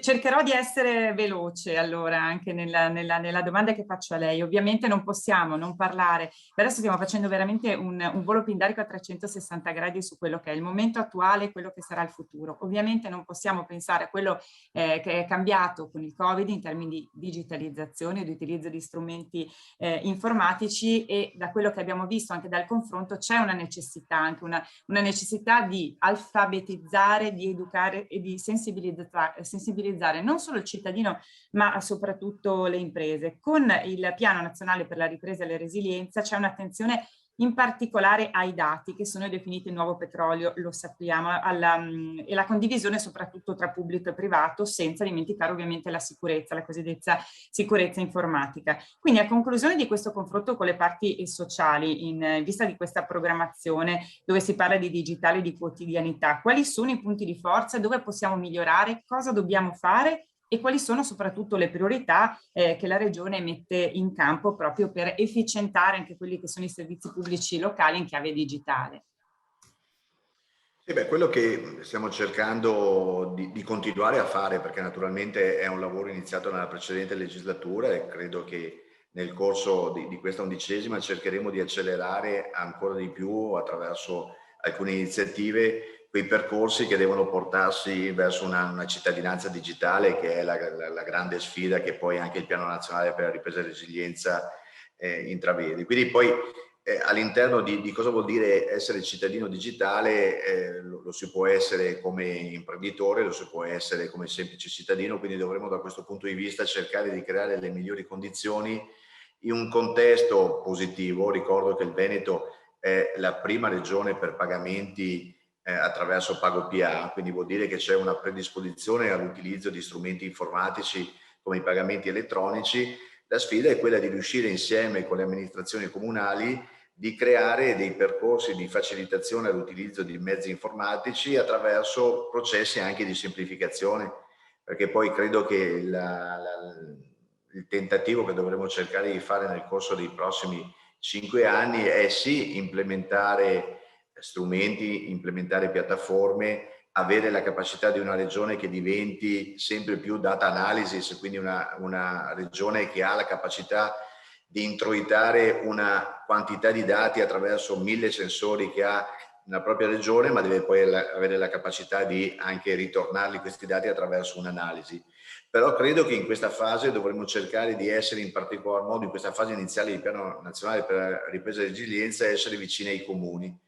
La regione del Veneto insieme ad ANCI è stata una delle poche regioni a intercettare gli ultimi fondi nel 2020 con un bando di 3,5 milioni che insieme con ANCI ha visto 563 comuni, quindi la totalità dei comuni del Veneto, aderire a questo bando e cercare da questo punto di vista di essere sempre più vicini ai propri cittadini attraverso delle piattaforme che la regione mette a disposizione. Quello che stiamo vedendo è che c'è la necessità di implementare ulteriormente quello che è stato il percorso, come dicevo, della scorsa legislatura attraverso ad esempio i soggetti aggregatori digitali, e quindi far sì che esistano dei luoghi o delle istituzioni che abbiano la capacità di aggregare, perché in alcuni casi la tipicità dei comuni, della frammentazione dei comuni del Veneto, piccola parentesi, ricordo il Veneto ha il 52% dei comuni sotto i 5.000 abitanti e il 23% sotto i 2.500 abitanti, fa sì che molte amministrazioni comunali di fatto non abbiano un referente per l'ICT o per il digitale. Si rischia che sia il classico geometra di turno con la passione per il computer che alla sera fa anche il sito per il comune. Ecco, credo che forse se vogliamo fare un salto in avanti in termini di competenze dobbiamo creare quelle professionalità anche supportate dalla Regione, in modo che le piattaforme che la Regione mette a disposizione siano effettivamente utilizzate nel pieno delle proprie potenzialità. Assessore, in questo ovviamente non possiamo non pensare a un'integrazione con il privato e immagino anche ad infrastrutture digitali.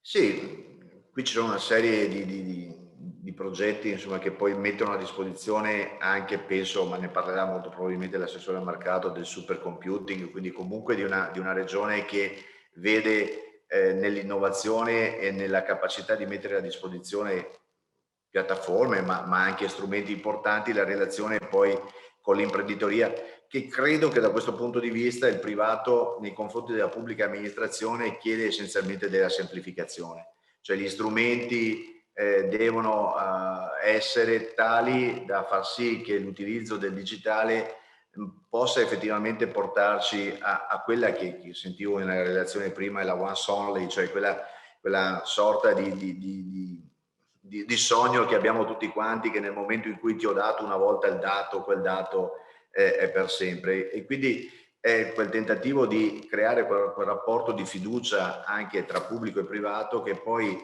possa mettere nelle condizioni il privato di utilizzare al meglio questi strumenti, che però devono essere performanti. Cioè, è vero che noi siamo la regione con il miglior, come dire, la migliore performance di pagamenti. È altrettanto vero che ad esempio nel pagamento del bollo attraverso PagoPA abbiamo avuto dei problemi, no?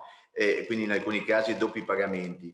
Ecco che se il cittadino privato o imprenditore si avvicina a questi strumenti e trova delle complessità o trova che non funzionino, che non diano delle risposte, ma che anzi appesantiscono il loro rapporto con la pubblica amministrazione, il rischio è che ci sia una disaffezione digitale, no? E che quindi invece di continuare di implementare i pagamenti uno torni a pagare il bollo all'agenzia che fa quelle pratiche là. Ecco, dobbiamo essere certi che quando escono da parte della pubblica amministrazione delle piattaforme siano assolutamente inattaccabili dal punto di vista del funzionamento e diano delle risposte concrete al privato che ne chiede tutti i giorni e che chiede che la semplificazione, in questo momento anche attraverso i soldi del Piano Nazionale per la Resilienza e le iniziative che sta portando avanti il Ministro Brunetta, sarà la sfida dei prossimi anni. Assolutamente sono d'accordo, immagino che poi vada anche a braccetto tutta una questione di educazione alla digitalizzazione da parte sia delle imprese che dei cittadini. Noi abbiamo purtroppo questo anno e mezzo ha in qualche modo anche complicato una serie di iniziative che la Regione aveva messo in campo in questi 7 Innovation Lab che sono partiti un anno e mezzo fa. Ci sono ad esempio queste palestre digitali, no? Che sono l'idea di creare dei luoghi fisici dove la Regione mette a disposizione infrastrutture e competenze e che la gente acquisisca quelle competenze, quella facilità di utilizzo dei mezzi informatici che la Regione ha. Oggi circa 150 comuni del Veneto utilizzano il MyPortal, che è il MyPortal 3.0, che è una piattaforma per mettere a disposizione siti internet alle amministrazioni comunali.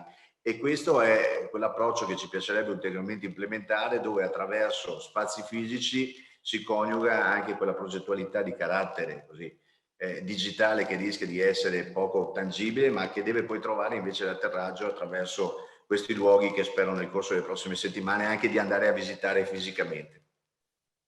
Bene, allora aspettiamo di avere notizie della sua visita, le auguriamo buon lavoro, l'auguro anche all'assessore Bottaccini, all'assessore De Berti. Scusate, ma c'è stata questa sovrapposizione e siccome parliamo di documento di economia e finanza regionale, credo che sia altrettanto importante, oltre che naturalmente... Assolutamente sì, ma siamo stati perfettamente nei tempi e anche negli argomenti, quindi io vi ringrazio assolutamente. Ripasso la parola al dottor Romano per la seconda tavola rotonda e alla mia collega Anna De Roberto. Bene, grazie ai nostri 3 assessori, e vi ricordo, perché è stato chiesto in chat, che sia le slide che abbiamo presentato che il video e la registrazione di tutto l'evento sono disponibili nel sito regionale programmazione web 2127.regioneveneto.it oppure verso il Veneto 2030. Bene, allora passiamo alla seconda tavola rotonda e cedo la parola quindi ad Anna De Roberto. Sono già collegati l'assessore Marcato, l'assessore Caner e l'assessore Corazzari, che ringrazio. Eccoci, buongiorno. Buongiorno, ben ritrovati, mi sentite?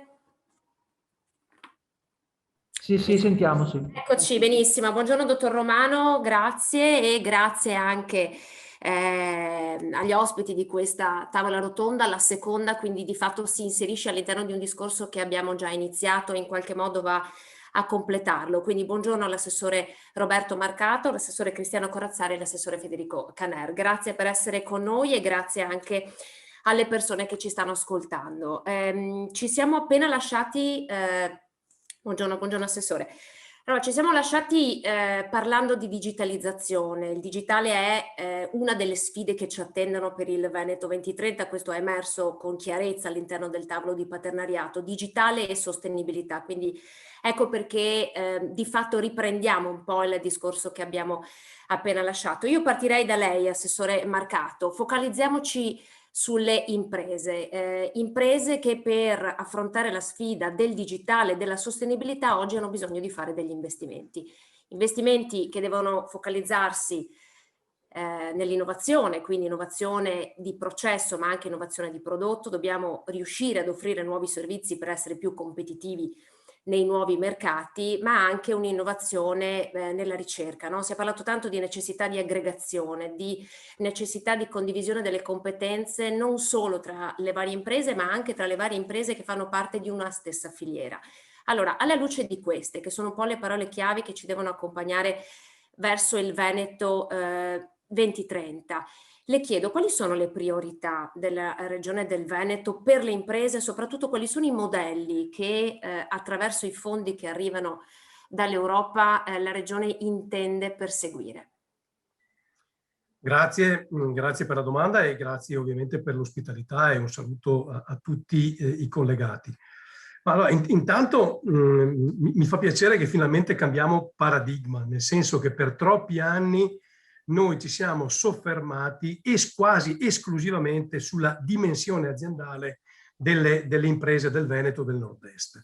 E mi ricordo soprattutto a ridosso della crisi del 2008, quella che scoppia con lo scandalo della Lehman Brothers a seguito dell'uso criminale dei subprime, mi ricordo che tutto il mondo delle analisi economiche cantava di fatto il de profundis del sistema del Nord-Est e del sistema Veneto, perché c'era questa convinzione secondo la quale la dimensione micro delle imprese del Veneto non sarebbe stata in grado di controbattere alla virulenza della crisi che stava arrivando dagli Stati Uniti d'America e che stava invadendo tutto il mondo. E quindi tutti a dire quel modello non funziona, non resisterà alla crisi, bisogna ripensare a un modello produttivo che abbia nella dimensione aziendale un'altra cifra. Io non sono mai stato convinto di queste analisi, mai, l'ho detto anche in molti dibattiti, l'ho detto anche all'Università di Padova nel 2009, proprio si parlava esattamente di questo e c'era questa teoria secondo la quale il piccolo non era più bello, e io invece ero convintissimo del contrario. Se noi andiamo a vedere e analizzare che cosa è successo negli ultimi 20 anni, cioè prendiamo le 3 fratture pandemiche socio-economiche più devastanti che abbiamo vissuto, l'11 settembre nel 2001, la Lehman Brothers nel 2008 e adesso la crisi con il Covid del 2020, insomma, se noi andiamo a vedere che cosa è successo e quali sono state le reazioni, Cioè noi ogni volta, di fronte a questi cataclismi, noi troviamo che il Veneto reagisce in maniera muscolare, sempre, anche adesso noi stiamo producendo una media di PIL che è superiore a quella media nazionale, e se noi andiamo a disaggregare i dati, noi vediamo che le imprese che danno PIL e occupazione sono le piccole e microimprese del Veneto.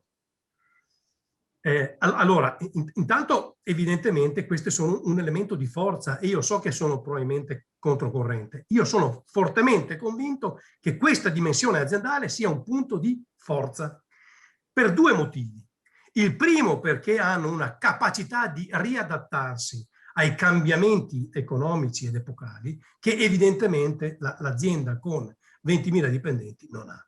E due, perché abbiamo scoperto una roba straordinaria, che se è vero come è vero che fare ricerca e innovazione costa tantissimo e quindi di fatto la dimensione aziendale adeguata con un bilancio adeguato ti permette di fare con serenità investimenti a questo punto di vista, è altrettanto vero, e noi l'abbiamo visto, che in Veneto anche le piccolissime aziende sono infarcite di tecnologia e di innovazione.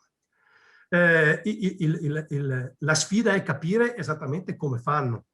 Allora, io credo che sia inutile perseguire questa visione ideologica secondo la quale tutti dobbiamo diventare delle Fiat o delle multinazionali in Veneto, ma piuttosto attraverso il tema delle aggregazioni, delle reti di impresa, dei distretti industriali, dei distretti del commercio, arrivare invece a mettere a sistema diverse aziende che con l'aiuto anche economico importante della regione riescano con le nostre università, che sono fra le migliori al mondo, anche se ogni tanto c'è questo esotismo accademico per cui bisogna andare a farsi certificare il brevetto da un'altra parte perché da noi altri non siamo buoni. Ecco, noi abbiamo le migliori università al mondo. In questo sistema noi riusciamo a far sprigionare innovazione e ricerca a livelli straordinari. Cioè la sfida è quella di ridurre il più possibile fino ad azzerare la distanza che c'è fra mondo accademico della ricerca e mondo dell'impresa. Questa è la sfida. Abbiamo perso troppo tempo a immaginare altri sistemi produttivi. Ma sa, se dopo 3 cataclismi io mi vedo che l'azienda che sa ancora reagire è sempre la PMI, forse sta PMI ha qualcosa. A questo ci aggiungiamo, quindi permettetemi di tradire l'appartenenza territoriale, ci aggiungiamo che io sono convinto che qui c'è una sorta di genius loci che non c'è in nessun'altra parte del mondo. Cioè io ho visto una rabbia, una passione nella reazione durante il lockdown dei nostri imprenditori, i nostri artigiani, che io ho trovato commovente. Non ce n'era uno che mi diceva io voglio rimanere chiuso e dateci un contributo. Tutti mi dicevano io voglio aprire e lavorare. E sta roba qua è qua. Io non so da cosa sia, sarà l'aria, sarà l'acqua del Venezia, sarà in montagna, non lo so, ma è una cosa che qui è molto forte. A questo proposito, ovviamente noi abbiamo attraversato una crisi pandemica enorme, Assessore, che di fatto ci ha insegnato che dobbiamo prevedere delle manovre di emergenza, come di fatto è già stato fatto nella Regione del Veneto, ma dobbiamo anche ipotizzare degli interventi a medio e lungo termine. Quello che è accaduto, l'urgenza e l'emergenza imposta dalla crisi sanitaria ha anche aperto l'altra grande pagina, che è quella della difficoltà dell'accesso al credito. Anche questo è un tema, la Regione si impegna per aumentare la facilitazione nell'accesso al credito. Sì, noi ci impegniamo e abbiamo messo anche molte, e sottolineo molte risorse per facilitare l'accesso al credito. Però se non c'è una rivisitazione di Basilea delle norme e dei vincoli europei, si rischia che questo accesso al credito rimanga di fatto molto difficile. Io l'ho chiesto al Premier prima, l'ho chiesto anche a questo Premier, che mi sembra che di banche qualcosa capisca. Ed è del tutto evidente che in momenti di crisi come quella che stiamo vivendo, tu non puoi adottare gli stessi parametri che hai in tempo di pace, perché il tempo di pace ha delle dinamiche, il tempo di guerra ha altre dinamiche. Allora, Io mi ricordo che la prima riunione che ho fatto a febbraio dell'anno scorso con il sistema bancario, io ho chiesto ai massimi dirigenti bancari di poter avere la moratoria per le aziende. Devo dire che tutte le banche hanno detto sì, assessore, siamo d'accordo. E tutte quante si sono messe su quest'ottica. Il tema qual è? Che purtroppo le norme europee impongono alla banca che dà la moratoria all'impresa che momentaneamente è chiusa per un lockdown voluto dallo Stato, non per colpa propria, ma voluto da terzi, è costretta a fare la segnalazione della moratoria alla centrale rischi. Automaticamente quell'azienda sana, chiusa per volontà statale, si vede ridimensionato il proprio rating e quindi la capacità di avere accesso al credito. Cioè, a me sta roba mi pare una roba aberrante. Voglio dire, che cosa significa? In tempo di guerra la possibilità di avere una moratoria non deve avere la segnalazione alla centrale rischi, perché altrimenti nel momento in cui tu poi ritorni a lavorare ti ritrovi con un rating inferiore e magari mettono in discussione anche tutto il sistema del credito che tu avevi prima del lockdown solo perché hai fatto una domanda. Cioè, capite che con queste dinamiche non andiamo da nessuna parte. Allora, io credo che l'Europa, se decide un giorno di diventare grande, dovrebbe per esempio pensare a dei sistemi elastici di allentamento durante i periodi di forte tensione economica e poi di rigidità quando invece si ritorna alla normalità. Perché altrimenti rischiamo, così come per la Regione, ma come è successo anche per lo Stato, che per esempio una parte, 2/3 delle risorse messe dallo Stato per il sistema del credito, per agevolare il sistema del credito, in realtà sono state usate dal sistema bancario per rigenerare debiti già emessi precedentemente. E allora cosa serve questa lavoro? A nulla. Quindi il lavoro noi lo facciamo, mettiamo risorse, ma se il pesce puzza dalla testa, se non c'è una rivisitazione del sistema dei vincoli, non serve a nulla. Il secondo passaggio, che poi di fatto si collega anche a questo, sono gli obiettivi che il Veneto si pone in relazione all'attrazione degli investimenti, no?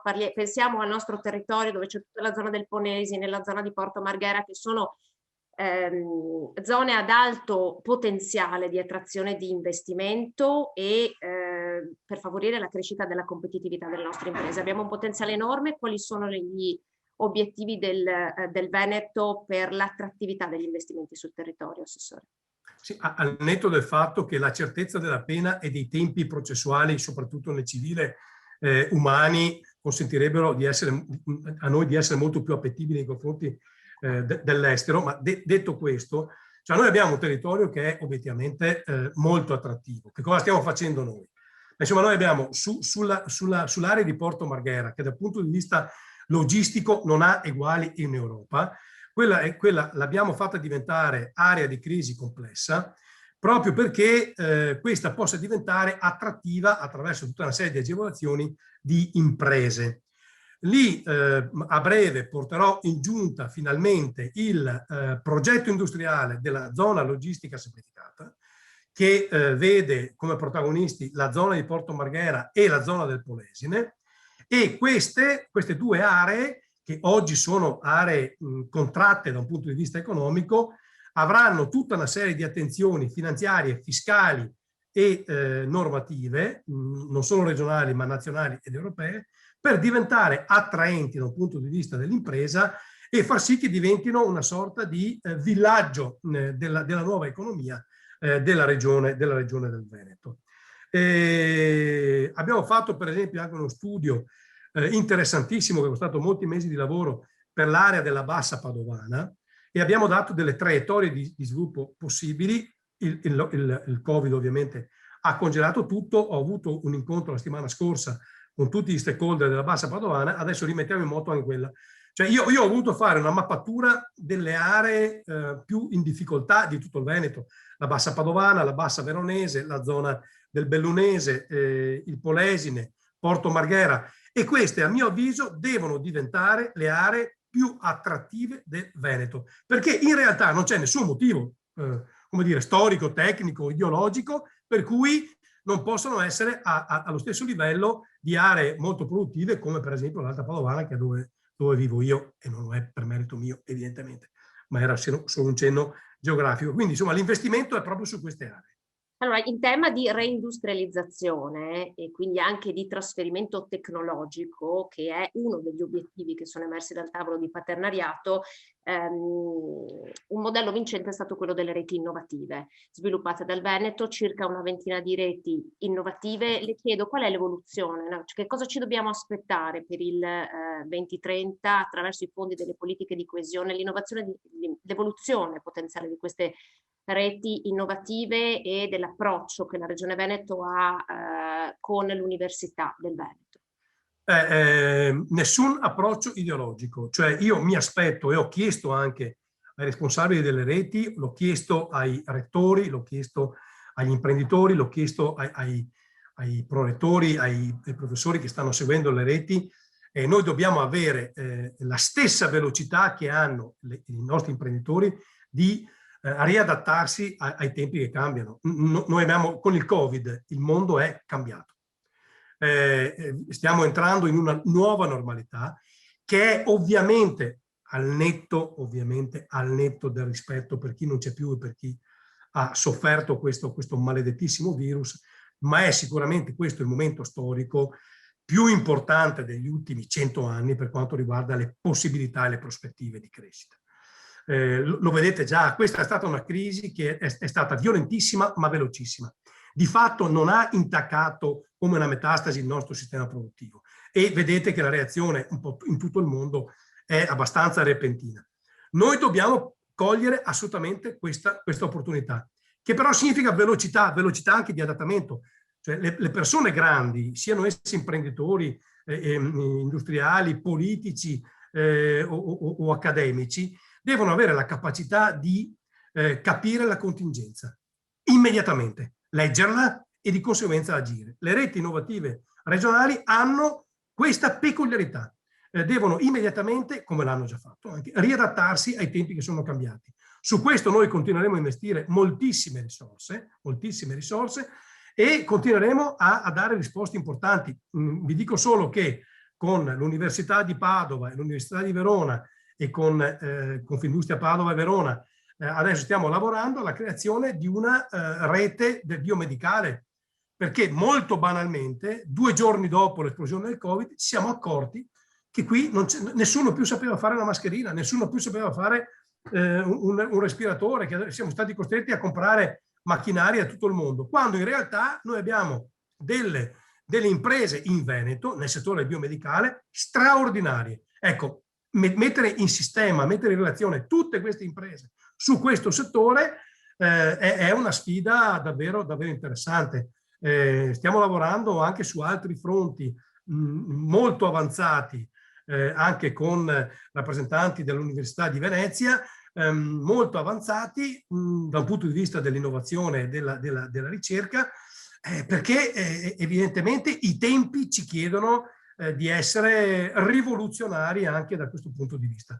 È una bella sfida, ma insomma io sono convinto che la possiamo vincere. Grazie Assessore, grazie per essere stato con noi. Allora, grazie a voi.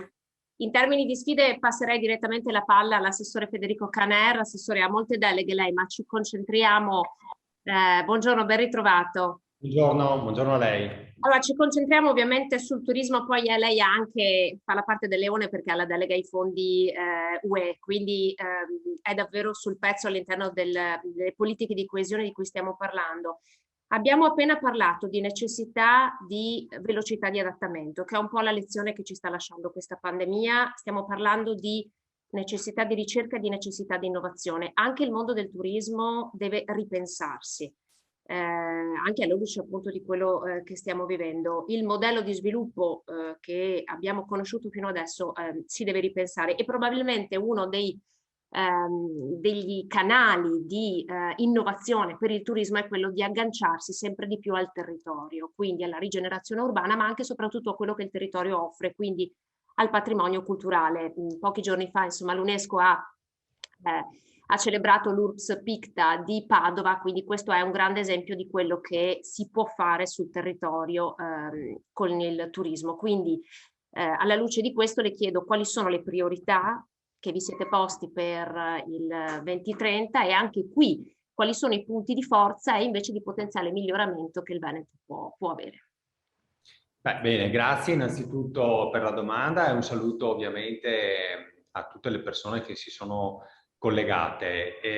Sicuramente il tema dell'innovazione è una priorità, sentivo prima il collega Marcato, un po' per tutto il mondo delle imprese, ma lo è in particolare anche per il mondo del turismo, quindi innovare e differenziare l'offerta turistica delle imprese e delle destinazioni penso sia il nostro obiettivo primario.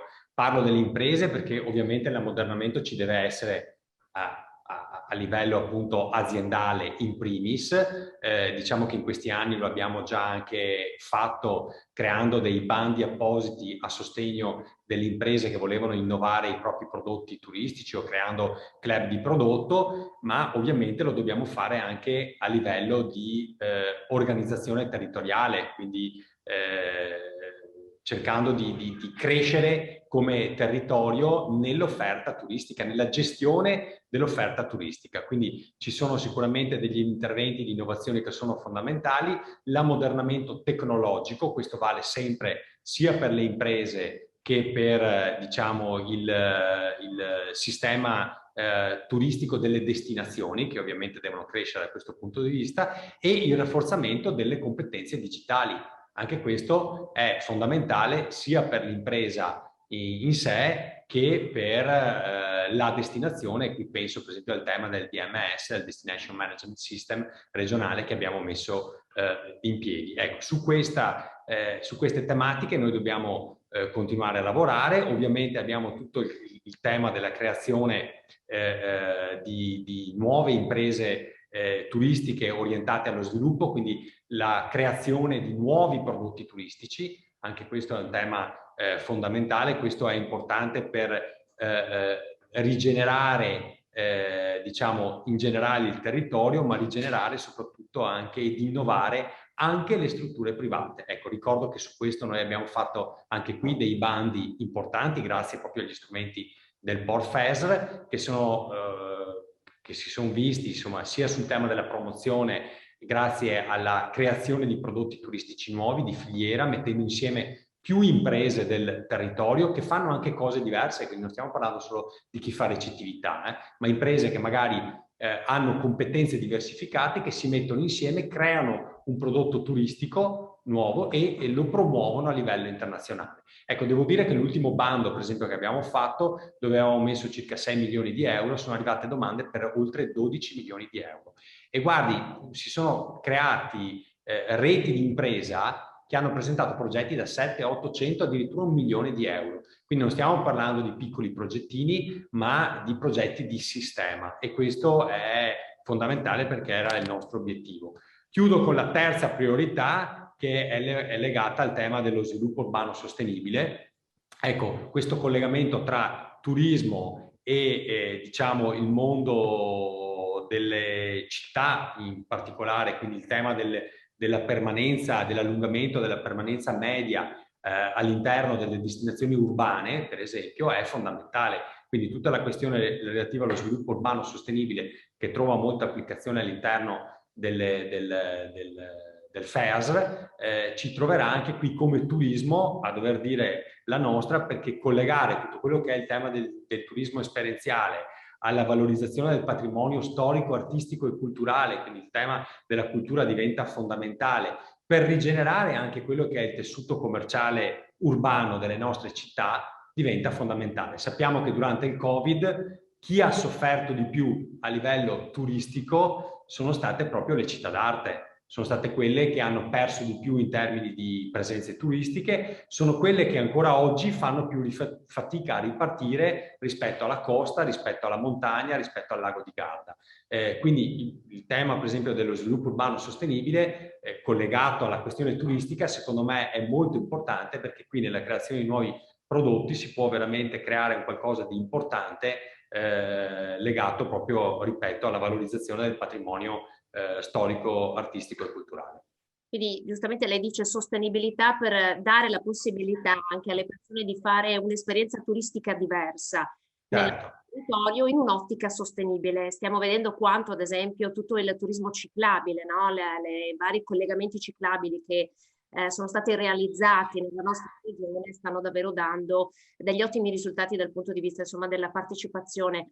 E poi lei parlava di competenze anche digitali, proprio perché è importante che i partner turistici sappiano essere competitivi anche online, quindi iniziare già ad offrire un'offerta turistica ancora prima di arrivare sul territorio, no?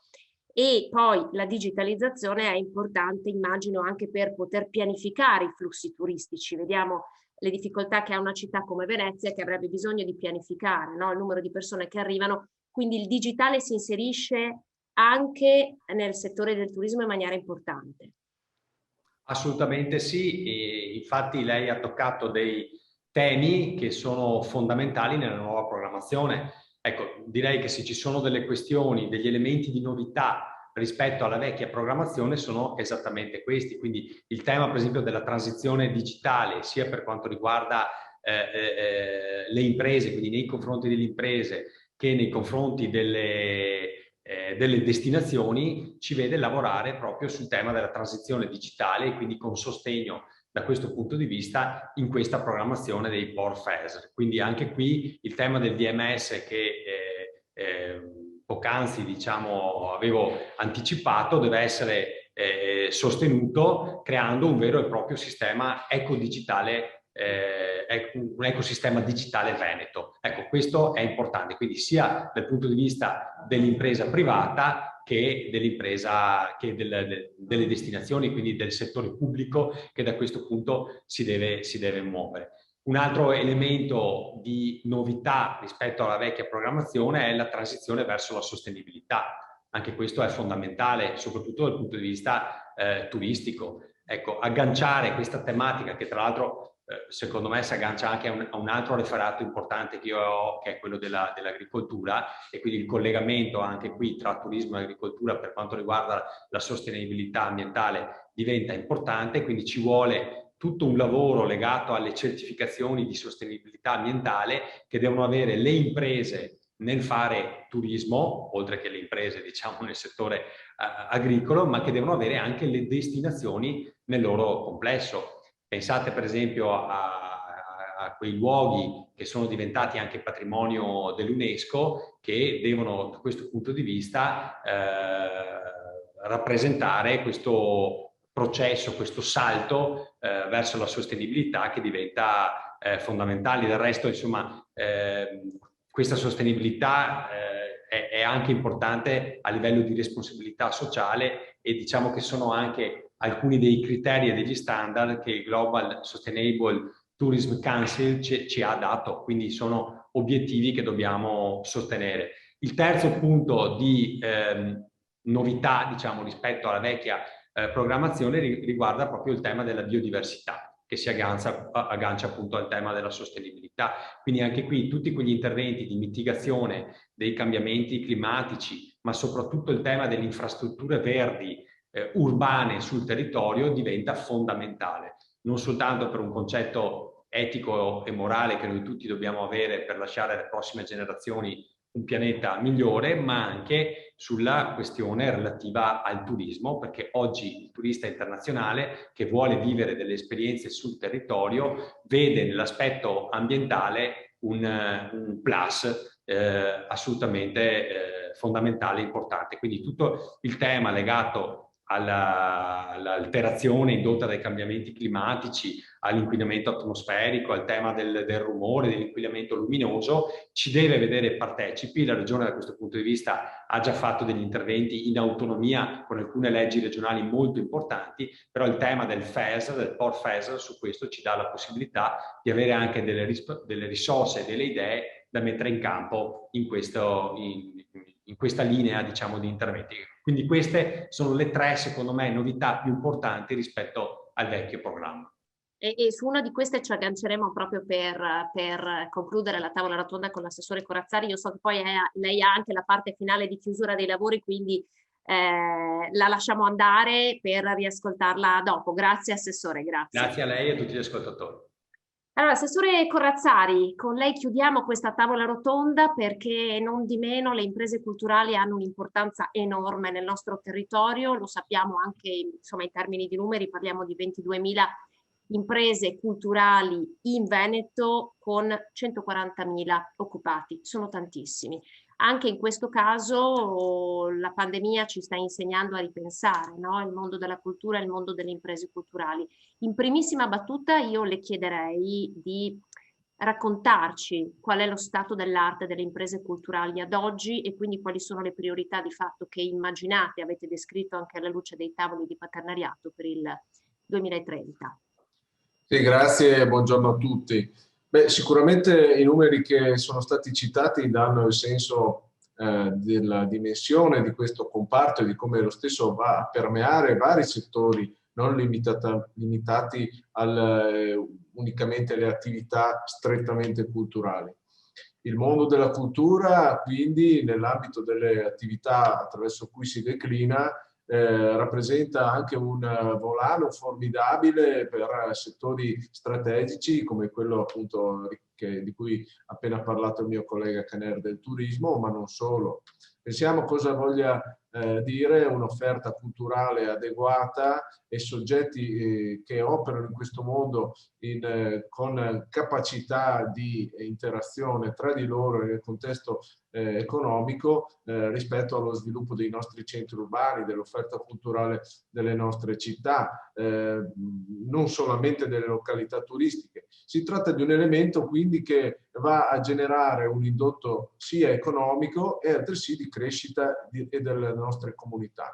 Non a caso uno degli obiettivi che si prefiggono le strategie europee e che poi sono applicate e attuate tramite la programmazione regionale è anche quello di un complessivo miglioramento della qualità della vita dei cittadini delle nostre aree urbane e di una creazione di reti sociali, di una implementazione di quello che è l'inclusività sociale, e in questo quindi la cultura rappresenta un collante che unisce economia e vita dei cittadini, qualità della vita dei cittadini e qualità della vita dei nostri centri urbani.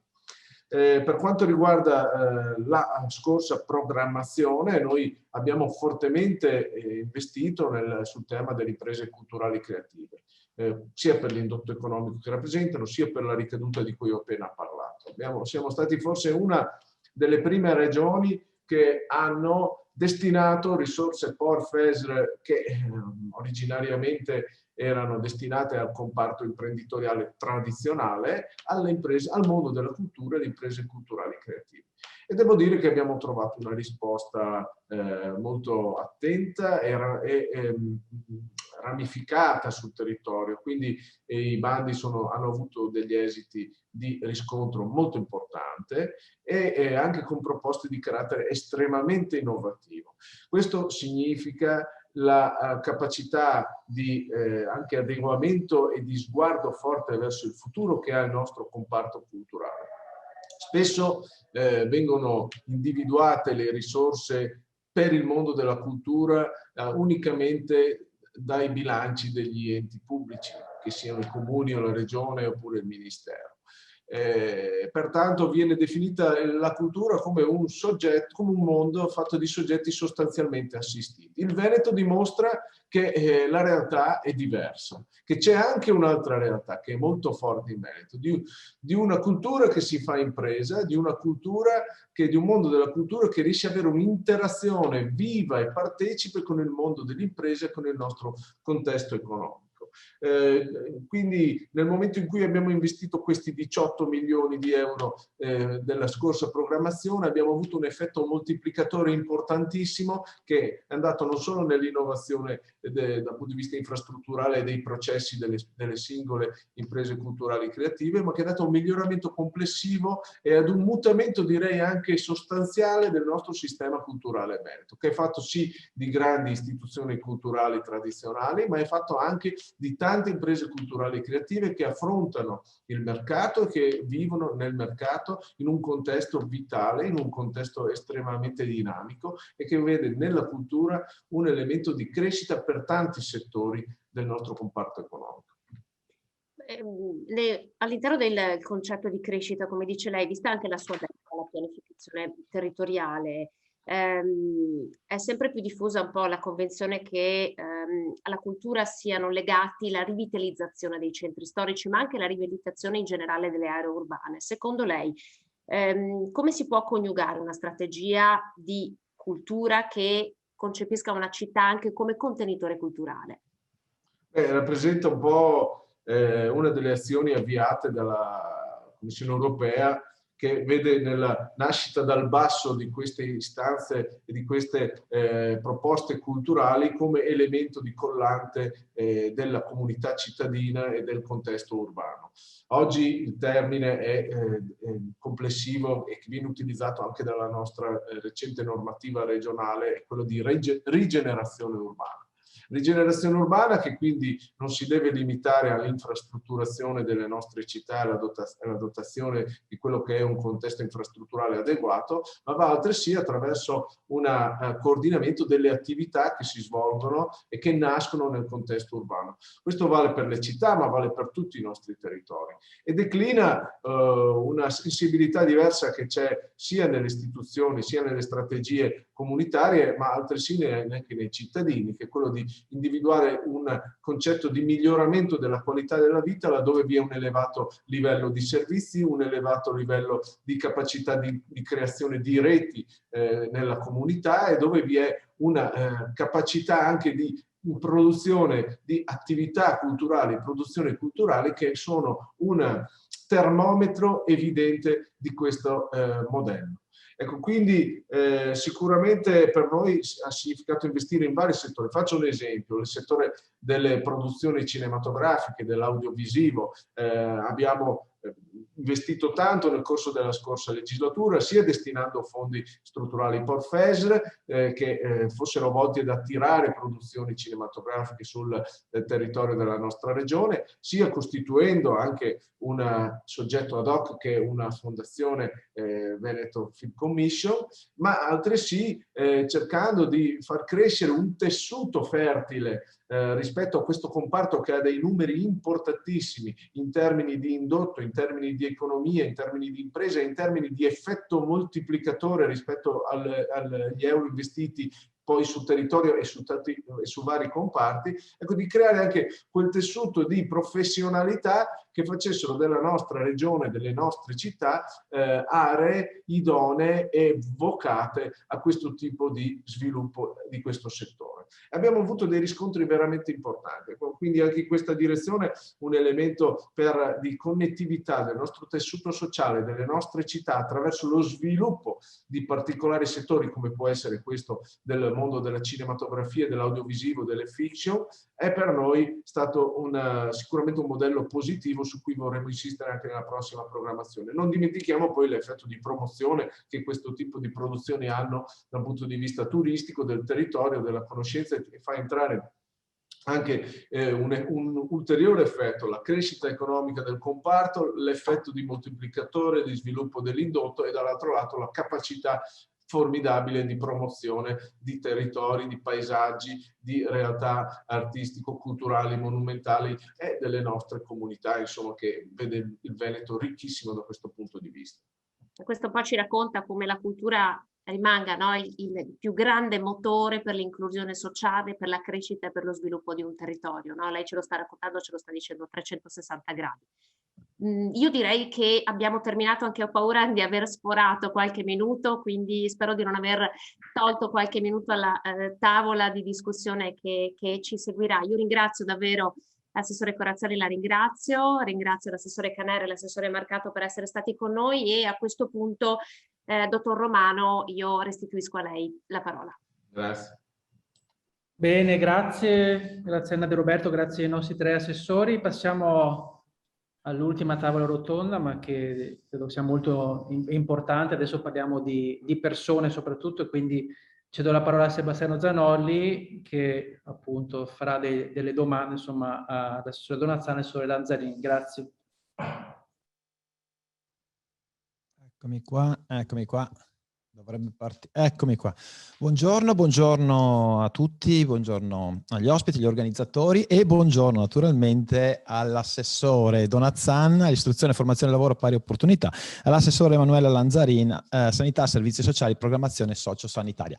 Allora, devo naturalmente... Buongiorno Elena, buongiorno. Dobbiamo stare dentro ai tempi e quindi cerco di comprimere prima di tutto il contesto e parto subito da questo fatto. Il contesto è dato da alcune, diciamo così, parole chiave, alcuni temi chiave e partirei dal fatto che proprio in questo momento storico c'è un aspetto relativo al lavoro naturalmente e all'istruzione che dovrebbe essere volto a sostenere crescita e competenze dei lavoratori e naturalmente anche delle imprese. C'è un tema di creatività e cultura montante, di innovazione tecnologica che ci porta a ragionare nell'area adattabilità e questa è la prima dimensione. Una seconda dimensione è quella invece della transizione, del movimento che c'è da un mondo a un altro, ma soprattutto da lavoratori che entrano, che escono, imprenditori che devono reinventarsi, situazioni anche di debolezza o molto delicate, come per esempio coloro che hanno perso il lavoro o chi deve reinserirsi. E questo appunto è un secondo tema di transizione. Il terzo, ma non ultimo tema, è il tema invece che collega l'istruzione al mondo del lavoro, che chiamerei appunto tema della formazione iniziale, su cui tanto si parla, su cui tanto lei pone l'accento. Quindi, detto questo che è, diciamo così, il contesto, e vado subito alle domande, a me interesserebbe sapere le sue valutazioni, le priorità che ha proprio in questo momento storico, perché stiamo passando da una programmazione FSE 14-20 a quella nuova del 21-27, conclusione del tavolo di partenariato, quindi valutazione sua, la priorità e quali reti e sistemi modelli prevede per il futuro. Prego Elena. Tanto grazie Sebastiano, io sono molto felice che abbiano scelto lei, perché sulla grande differenza e sul capitale umano credo che lei abbia tracciato una strada nel tempo e anche le partecipazioni che negli anni abbiamo avuto tra noi, anche nei momenti più significativi di bilancio, come questo di fatto la fine di una programmazione, l'inizio di una nuova, ci fanno focalizzare anche in termini di priorità, perché è evidente che quando parliamo di capitale umano parliamo della unica materia prima insieme alla cultura che appartiene a questa terra meravigliosa che è il Veneto e che è l'Italia. Quindi lavorare su questo significa creare raccordo, una cinghia di trasmissione e rispondere al tema della velocità che oggi è particolarmente presente. Lei ha citato giustamente il tavolo di partenariato a cui attribuiamo grande rilevanza. Perché? Perché per cultura non solo del territorio ma anche diciamo per cultura politica noi riteniamo che i corpi intermedi abbiano il ruolo di cinghia di trasmissione a loro volta, che siano sintesi di interessi. Ecco perché anche una giornata come quella di oggi serve per restituire il grande lavoro fatto, anche il raccordo, mi permetto, visto che io e la collega Lanzarin chiudiamo un po' questa giornata prima del collega Caner che ha un compito di coordinamento complessivo. E quindi tavolo di partenariato serve appunto per far emergere i bisogni rispetto a un contesto completamente modificato. Io credo che questo sia un momento esaltante che non possiamo che cogliere appieno. Esaltante perché ci dobbiamo sentire al centro di una storia. Una programmazione che finisce e una che viene scritta in un quadro di contesto temporale che è radicalmente mutato, siamo nel pieno di una rivoluzione. Alcuni paradigmi come quelli della libera circolazione delle persone, delle merci, di una internazionalizzazione che ci apparteneva come cultura imprenditoriale, oggi devono essere ripensate. Su che cosa? Visto che la materia prima è il capitale umano e a me anche il felice compito di avere questa delega da diversi anni, quella di capire che noi dobbiamo ragionare, come ha detto lei, sui tre temi. Allora, la prima, il nostro capitale umano è molto prezioso perché è poco. Oggi i titoli dei giornali sono sempre con questo rimbalzo, ne abbiamo dato i dati del mercato del lavoro l'altro ieri, cerchiamo, cioè le imprese dicono cerchiamo ma non troviamo. Questo è un mito incapacitante a cui dobbiamo rispondere. Secondo, c'è il tema grande della questione demografica e quindi della natalità, il che significa riuscire a conciliare e questo lo dirà meglio di me la collega Lanzarin che ha l'aspetto dell'inclusione, ma il tema della famiglia e dei servizi ad essa collegati non sono disgiunti dall'adattabilità e dall'occupabilità dei lavoratori. E soprattutto al centro c'è la persona. Le politiche della Regione del Veneto hanno sempre lavorato su questo, è un po' la nostra cultura e lei lo sa perfettamente perché ne scrive da tempo, ma questo significa avere la persona con i suoi legami. L'uomo non è solo, l'uomo è pieno di relazioni, mi verrebbe da dire che siamo più relazioni che acqua, visto che c'era stato qualche dibattito anche su quanta acqua ci sia in un uomo, però queste relazioni vuol dire creare comunità, e le comunità in questo ambito del fondo sociale sono le imprese. Allora, la parola d'ordine è accompagnamento e politiche attive sempre, formazione sempre. Nella scorsa programmazione si parlava durante tutto l'arco della vita, oggi vuol dire in ogni contesto, dentro l'impresa, dentro la scuola, dentro i luoghi anche dell'apprendimento non formale. Significa che accompagnamento per noi è l'accompagnamento delle persone nella transizione che non solo l'Europa ci dà, ma che ci deriva dai bisogni del mondo del tavolo del partenariato, ma vuol dire anche la transizione delle imprese. Noi lavoreremo necessariamente su questo, quindi le politiche attive sempre. Secondo, quando parliamo di accompagnamento, lei l'ha detto, anche tra mondo della scuola e mondo del lavoro, è una cifra che appartiene alla nostra cultura e che oggi vede, proprio perché si assottiglia la platea di lavoratori, ancorché insomma dovremmo ragionare su quelli più fragili, ma i giovani e le donne, che sono due target a cui dobbiamo guardare con grande attenzione, in particolare i giovani, significa per questi riuscire a non disperdere il potenziale che hanno. Noi abbiamo un robusto sistema di formazione iniziale, la formazione che riguarda 20.000 giovani che assolvono il diritto dovere, ma oggi il mondo delle imprese ci chiede di verticalizzare, oltre al terzo anno, che era patrimonio ormai riconosciuto, un quarto anno, un diploma, e poi ancora la verticalità, e quindi un quinto anno di un approfondimento più tecnico e specialistico, e poi gli ITS, che sono e che devono essere, su grande richiesta del mondo delle imprese, uno dei nostri fiori all'occhiello, già lo sono, ma uno degli nostri obiettivi target. Ultimo, i fragili. I fragili vuol dire che sono le persone che non possono permettersi l'inattività, e con inattività intendo proprio la non opportunità di inserimento nel mondo del lavoro attraverso il sistema di servizi a rete. Noi abbiamo, ed ci è stato riconosciuto di recente anche dal governo, è stato definito il Veneto come modello. Ecco, qual è il modello del Veneto? Quello di avere una rete di relazioni, e torno al tema di quanto siamo fatti noi persone, quindi capitale umano di relazioni però connesse, relazioni rivolte al mondo dell'impresa. Lavoreremo molto sulla immersione dei fabbisogni attraverso le aggregazioni. Possiamo parlare alla singola impresa? No, quando parliamo di accompagnamento, parliamo di accompagnamento dei manager, delle imprese, ma del sistema di imprese all'interno delle filiere produttive. Noi abbiamo una tradizione di distretti, ma oggi non è più solo la concentrazione di un certo tipo di impresa in un territorio, è quanto lunga o quanto corta quella filiera, compresa la parte di istruzione e formazione, sia robusta. Ecco, e quindi sui fragili, in particolare sui disoccupati e le persone inattive, abbiamo visto che tra le cose buone che abbiamo di questa vecchia, diciamo, chiusura di programmazione c'è proprio il fattore tempo. Noi lavoreremo moltissimo sull'inserimento al lavoro, perché il fattore temporale, cioè quanto una persona sta fuori dal mercato del lavoro, quanto sia inattiva, determina un logoramento e poca efficienza, e quindi la nostra capacità di governo della cosa pubblica sarà quella anche di ridurre i tempi. I tempi vuol dire che alcune cose come l'assegno per il lavoro, che ha funzionato benissimo, le work experience che hanno funzionato benissimo, i tirocini, quello che raccorda l'alternanza scuola-lavoro, se torniamo a parlare di istruzione, beh, tutto questo dovrà essere il più veloce inserimento all'interno di un mercato del lavoro.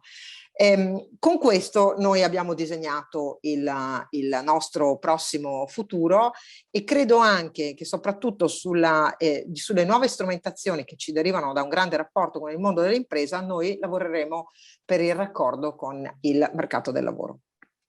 Grazie Assessore Donazzan, perché tra parentesi ha toccato anche i temi che avrei voluto domandare, che vertevano appunto su un approfondimento sull'istruzione e formazione professionale, che è particolarmente delicato, ma mi sembra che l'abbia toccato, e poi appunto ha cominciato a introdurre un discorso che adesso approfondiremo con l'assessore Lanzarin sull'inclusione sulle categorie più fragili. Quindi non so se ha qualcosa ancora da aggiungere.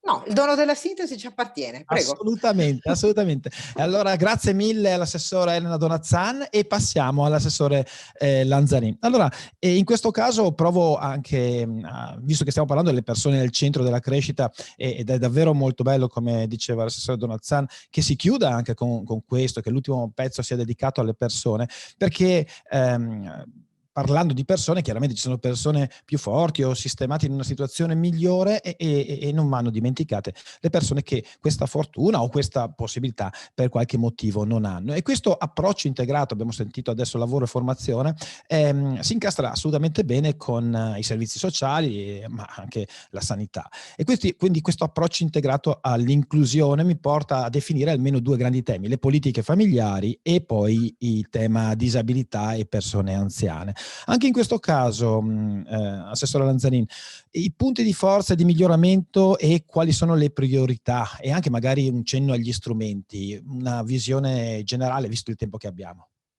Sì, buongiorno, io ringrazio per questa opportunità di restituzione, insomma, al tavolo del partenariato, che ha lavorato in maniera molto intensa, ma che ci permette anche di riuscire a programmare partendo poi proprio dalle esigenze che arrivano dal basso e quindi che arrivano dai territori, da chi è anche in prima linea. Concordo con la collega, io credo che l'integrazione tra le politiche del lavoro e della formazione con le politiche sociali debba essere, noi abbiamo già iniziato questo percorso già nella scorsa legislatura e chiaramente con questa nuova programmazione andrà ancora più consolidato, perché quando parliamo di inclusione sociale, quando parliamo di fragilità, sappiamo che dietro ad ogni progetto poi c'è una storia personale, c'è una storia sociale, c'è una storia che ha altri risvolti. Quindi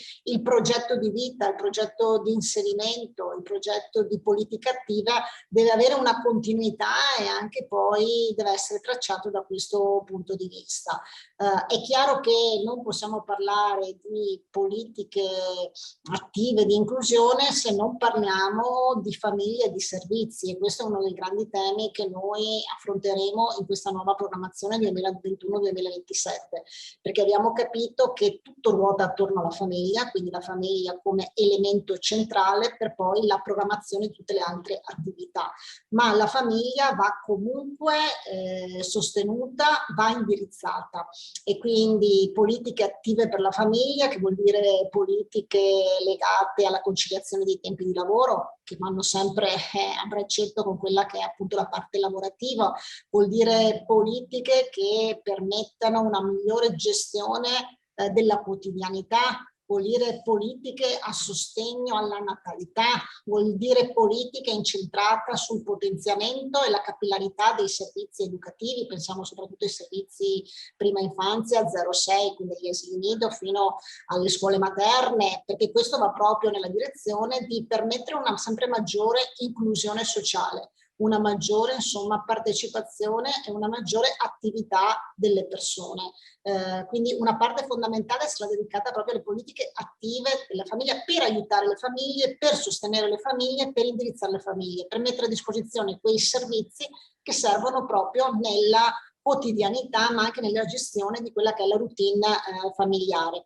Io vorrei già, ma questo non serve dirlo, non c'è nessun intervento, la volontà di fare nessun intervento di tipo assistenzialistico, ormai sono passati i tempi di interventi assistenzialistici sociali di questo tipo, ma invece interventi che siano misurati, che siano personalizzati, che siano effettivamente di reale integrazione e che vadano nella direzione di porre al centro, come c'è in tutta questa discussione, la persona, la dignità della persona, che deve essere supportata, aiutata e indirizzata, perché molte volte manca anche l'indirizzo, poi sappiamo che ci possono essere le opportunità e quindi su questo tema insomma ci sarà uno sviluppo molto importante che arriva già insomma da una legge regionale quadro per quanto riguarda le politiche della famiglia, per tutta una serie di interventi che noi facciamo ma che vorremmo rafforzare e proprio andare in questa direzione.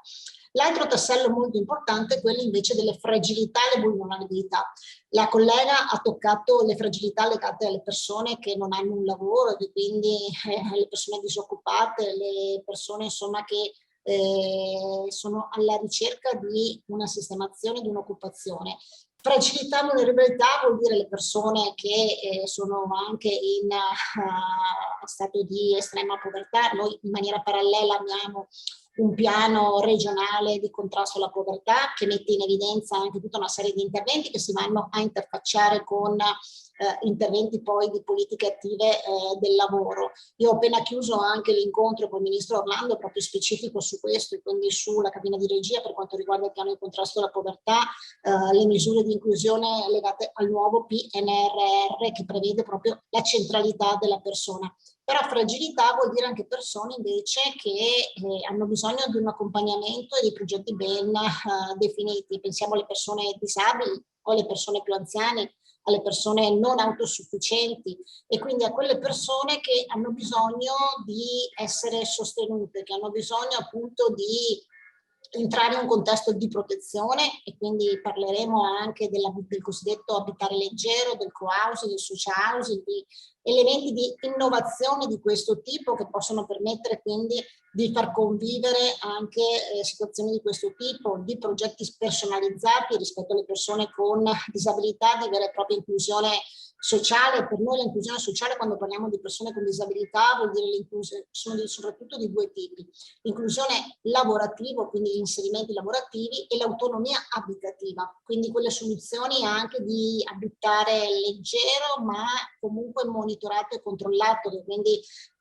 dia anche una garanzia da questo punto di vista. Stessa cosa per le persone anziane. Noi sappiamo e abbiamo capito insomma che la nostra è una popolazione molto anziana, una popolazione che invecchia, una popolazione che fortunatamente vive molto a lungo, ma vive anche molto più a lungo con cronicità, con problemini, e quindi va seguita, va sostenuta, non va sradicata da quello che può essere il proprio contesto, ma ci possono essere anche delle forme di supporto, di sostegno, di sistemi di integrazione di questo tipo che permettono quindi anche la convivenza, ma soprattutto la gestione anche in contesti familiari, in contesti legati alla domiciliarità, in contesti legati a quella social housing e co-housing che oggi ritroviamo un po' in tutti gli strumenti e in tutta la programmazione insomma che c'è, proprio per cercare di condurre anche questi passaggi che sono anche dei passaggi culturali che noi dobbiamo sicuramente portare avanti.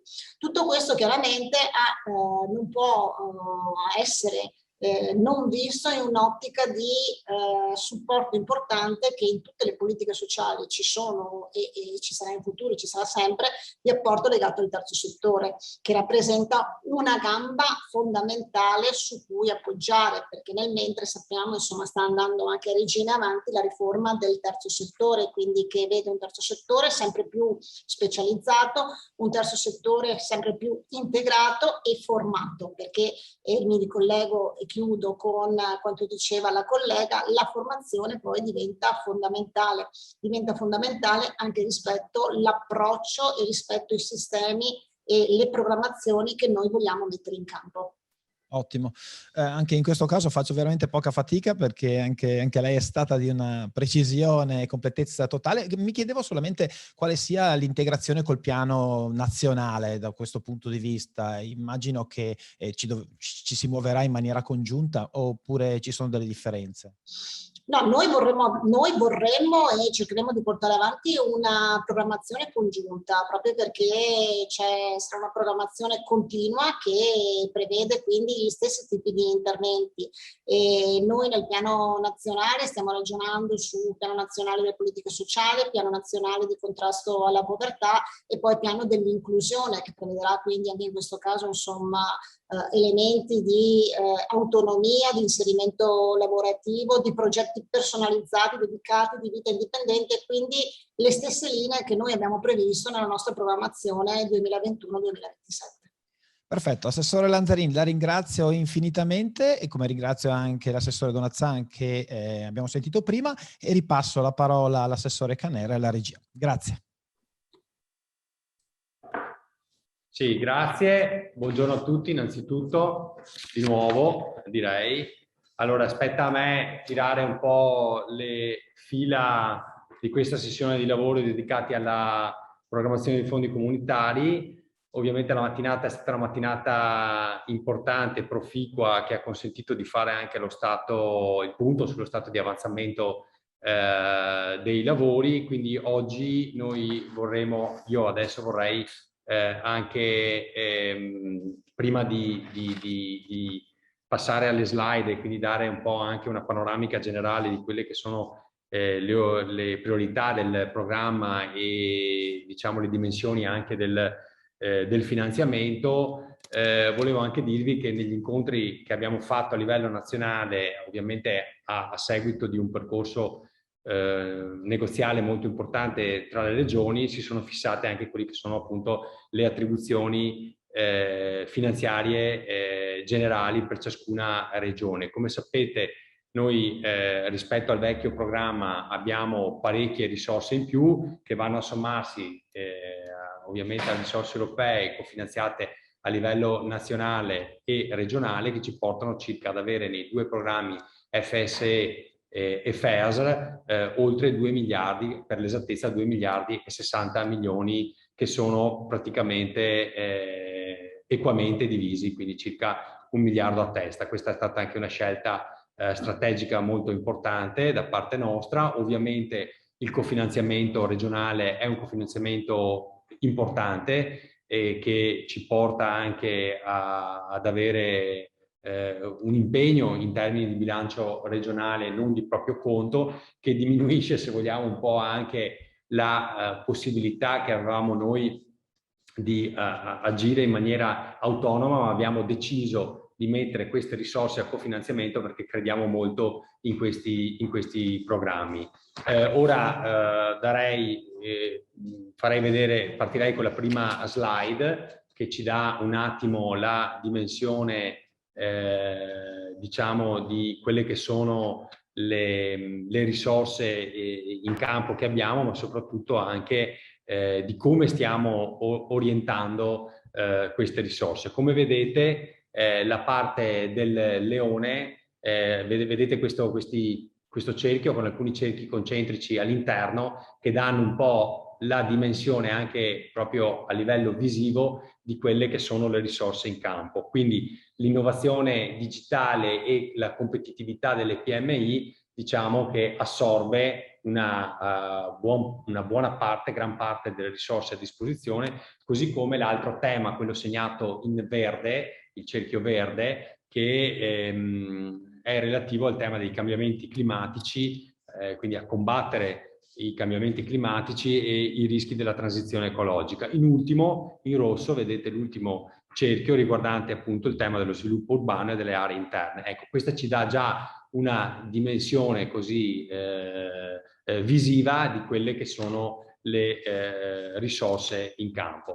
Seconda slide, ecco qui entriamo sull'obiettivo policy 1, quello relativo a un'Europa più competitiva e intelligente. Anche qui lo stesso concetto a livello visivo, capite subito quali sono i settori che hanno maggiori, diciamo, risorse a disposizione, anche se sono abbastanza equilibrati. Pensiamo al primo, quello della competitività delle piccole e medie imprese. Qui ci sono appunto misure di sostegno alla competitività delle imprese, quindi tutto il tema relativo all'aggregazione, quindi la favorire l'internazionalizzazione, la transizione 4.0, l'accessibilità al credito, oltre ovviamente al sostegno della nascita di nuove imprese. Il secondo, diciamo, cerchio più importante riguarda il tema della ricerca e dell'innovazione. Anche qui il sostegno è dedicato all'attività di ricerca e innovazione nelle piccole e medie imprese, ovviamente anche in forma di rete, cercando di rafforzare anche il rapporto con gli organi di ricerca. Questo è ovviamente un tema che ci sta particolarmente a cuore. L'ultimo è il tema della digitalizzazione, un tema fondamentale anche questo. Si tratta di un sostegno alla transizione digitale della pubblica amministrazione in primis, che deve accompagnare tutto il tema della crescita dell'ecosistema digitale, e ovviamente un accompagnamento all'accessibilità e usabilità dei servizi pubblici, che è una tematica, diciamo, fondamentale, così come l'interoperabilità dei dati e delle informazioni. Passiamo alla slide successiva, che riguarda il tema dell'Europa più verde, quindi l'obiettivo di Policy 2. Anche qua stesso ragionamento, vedete il cerchio più grande che raccoglie la maggior parte delle risorse a disposizione su questo obiettivo di policy, che riguarda il contrasto al cambiamento climatico e la prevenzione dei rischi. Quindi qui le risorse saranno dedicate a sostegno di interventi di efficientamento energetico, di edifici, strutture e impianti pubblici, edilizia residenziale pubblica, quindi interventi ovviamente alla prevenzione degli eventi calamitosi e diciamo alla prevenzione, diciamo, delle calamità. Il secondo punto riguarda l'efficienza energetica e rinnovabili. Vedete il secondo cerchio, che riguarda quello che dicevo prima, cioè l'attenzione, diciamo, al tema dell'efficientamento energetico, soprattutto sulle strutture e sugli impianti pubblici e di residenza pubblica. Il terzo riguarda l'economia circolare. Anche qui sono sostegno ai modelli di produzione e consumo che allungano il ciclo della vita dei prodotti, e il ricondizionamento e il riciclo dei materiali e dei prodotti esistenti. L'ultimo tema riguarda la questione della rigenerazione urbana, e quindi il sostegno in ambito urbano agli interventi di recupero a livello di infrastrutture e servizi, ovviamente limitando e cercando di limitare il consumo del territorio. Questo è un tema che ci sta particolarmente a cuore e che ultimamente viene anche dibattuto molto nel dibattito pubblico anche in ambito agricolo.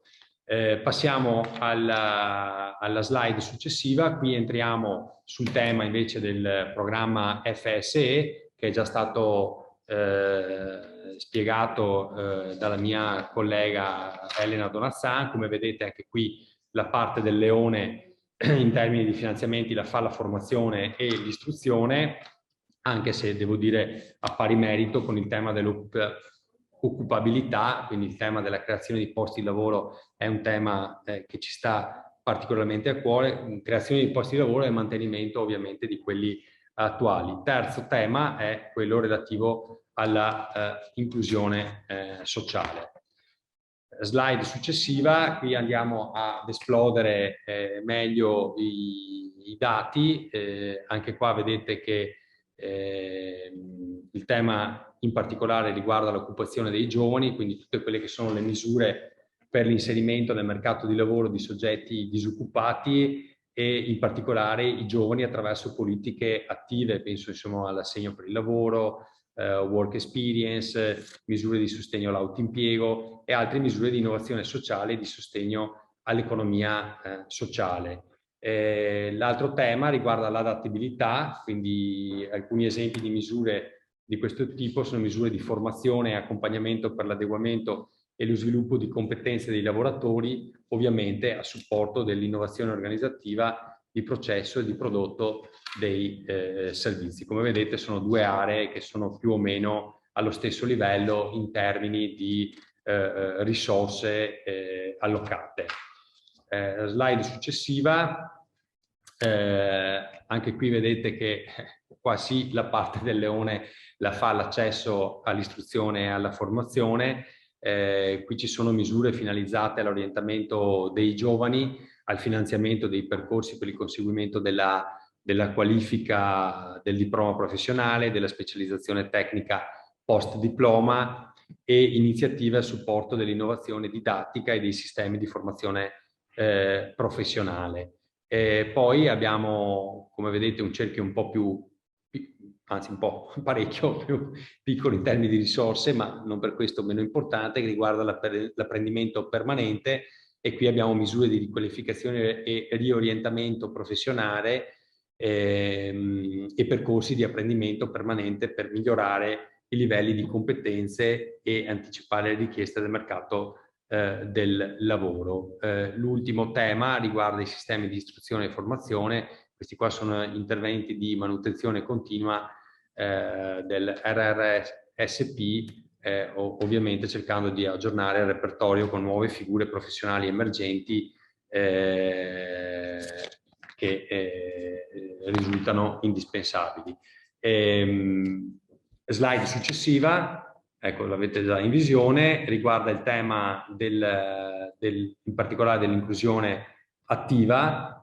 Qui più o meno i due cerchi sono allo stesso livello, quindi le risorse a disposizione sono più o meno paritarie. Nell'inclusione attiva le due tipologie di azioni previste sono misure di inclusione attiva rivolte ai soggetti svantaggiati per l'inserimento lavorativo, e la seconda misure volte a favorire l'inclusione e l'attivazione sociale dei soggetti vulnerabili, con particolare riferimento ai giovani. L'altro cerchio ci parla dei servizi sociali e delle persone a rischio di povertà, le azioni a sostegno della famiglia, della genitorialità, della natalità e servizi finalizzati all'assistenza e all'accompagnamento per l'autonomia anche dell'abitare di anziani non autosufficienti, delle persone con disabilità e di soggetti vulnerabili o a rischio povertà, compresi ovviamente i minori, anche attraverso il rafforzamento delle reti territoriali. Slide successiva ci dà un po' un'idea generale del tema dello sviluppo urbano sostenibile, come vengono esplose queste risorse. La parte molto importante riguarda il tema della mobilità urbana e sostenibile, che ho già anche avuto modo di chiarire nel mio intervento precedente, anche per quanto riguarda le tematiche turistiche. Quindi lo sviluppo urbano sostenibile va a, come vedete, influenzare parecchi interventi. Uno appunto riguarda la mobilità, l'altro riguarda la rigenerazione urbana, il terzo l'inclusione sociale, più o meno allo stesso livello di dotazione finanziaria, e poi, come vedete, la valorizzazione cultura e turismo, che come ho già detto prima vanno di pari passo per la valorizzazione delle presenze turistiche all'interno dei sistemi soprattutto urbani. E l'ultimo tema, quello della smart city e dei servizi digitali, che come vedete ha sempre un'importanza particolare. Diciamo che è un filo conduttore il tema della digitalizzazione, che segue un po' tutti gli obiettivi di policy.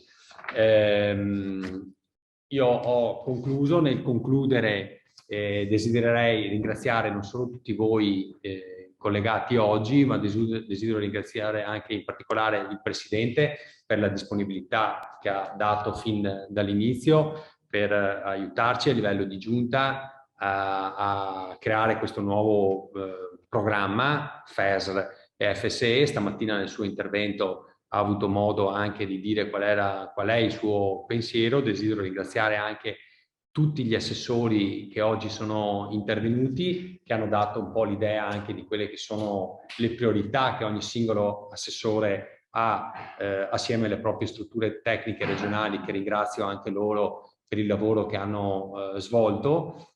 Ovviamente il mio compito è un compito più che altro di coordinamento di queste misure, compito che appunto abbiamo svolto in questi mesi assieme anche al dottor Romano, confrontandoci spesso con il presidente Zaia e con i miei colleghi, che appunto hanno avuto modo di esplodere nel dettaglio le linee di intervento.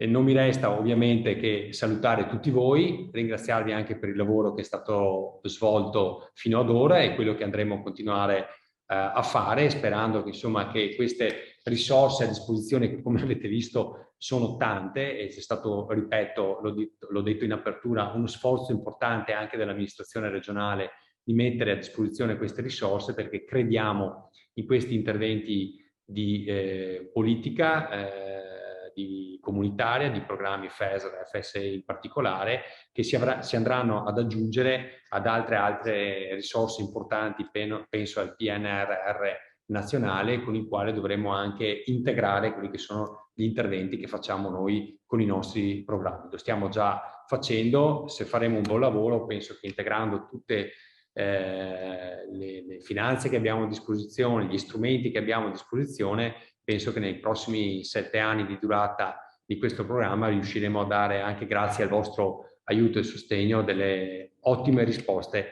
al sistema Veneto. Non mi resta che salutarvi e ringraziarvi per l'attenzione.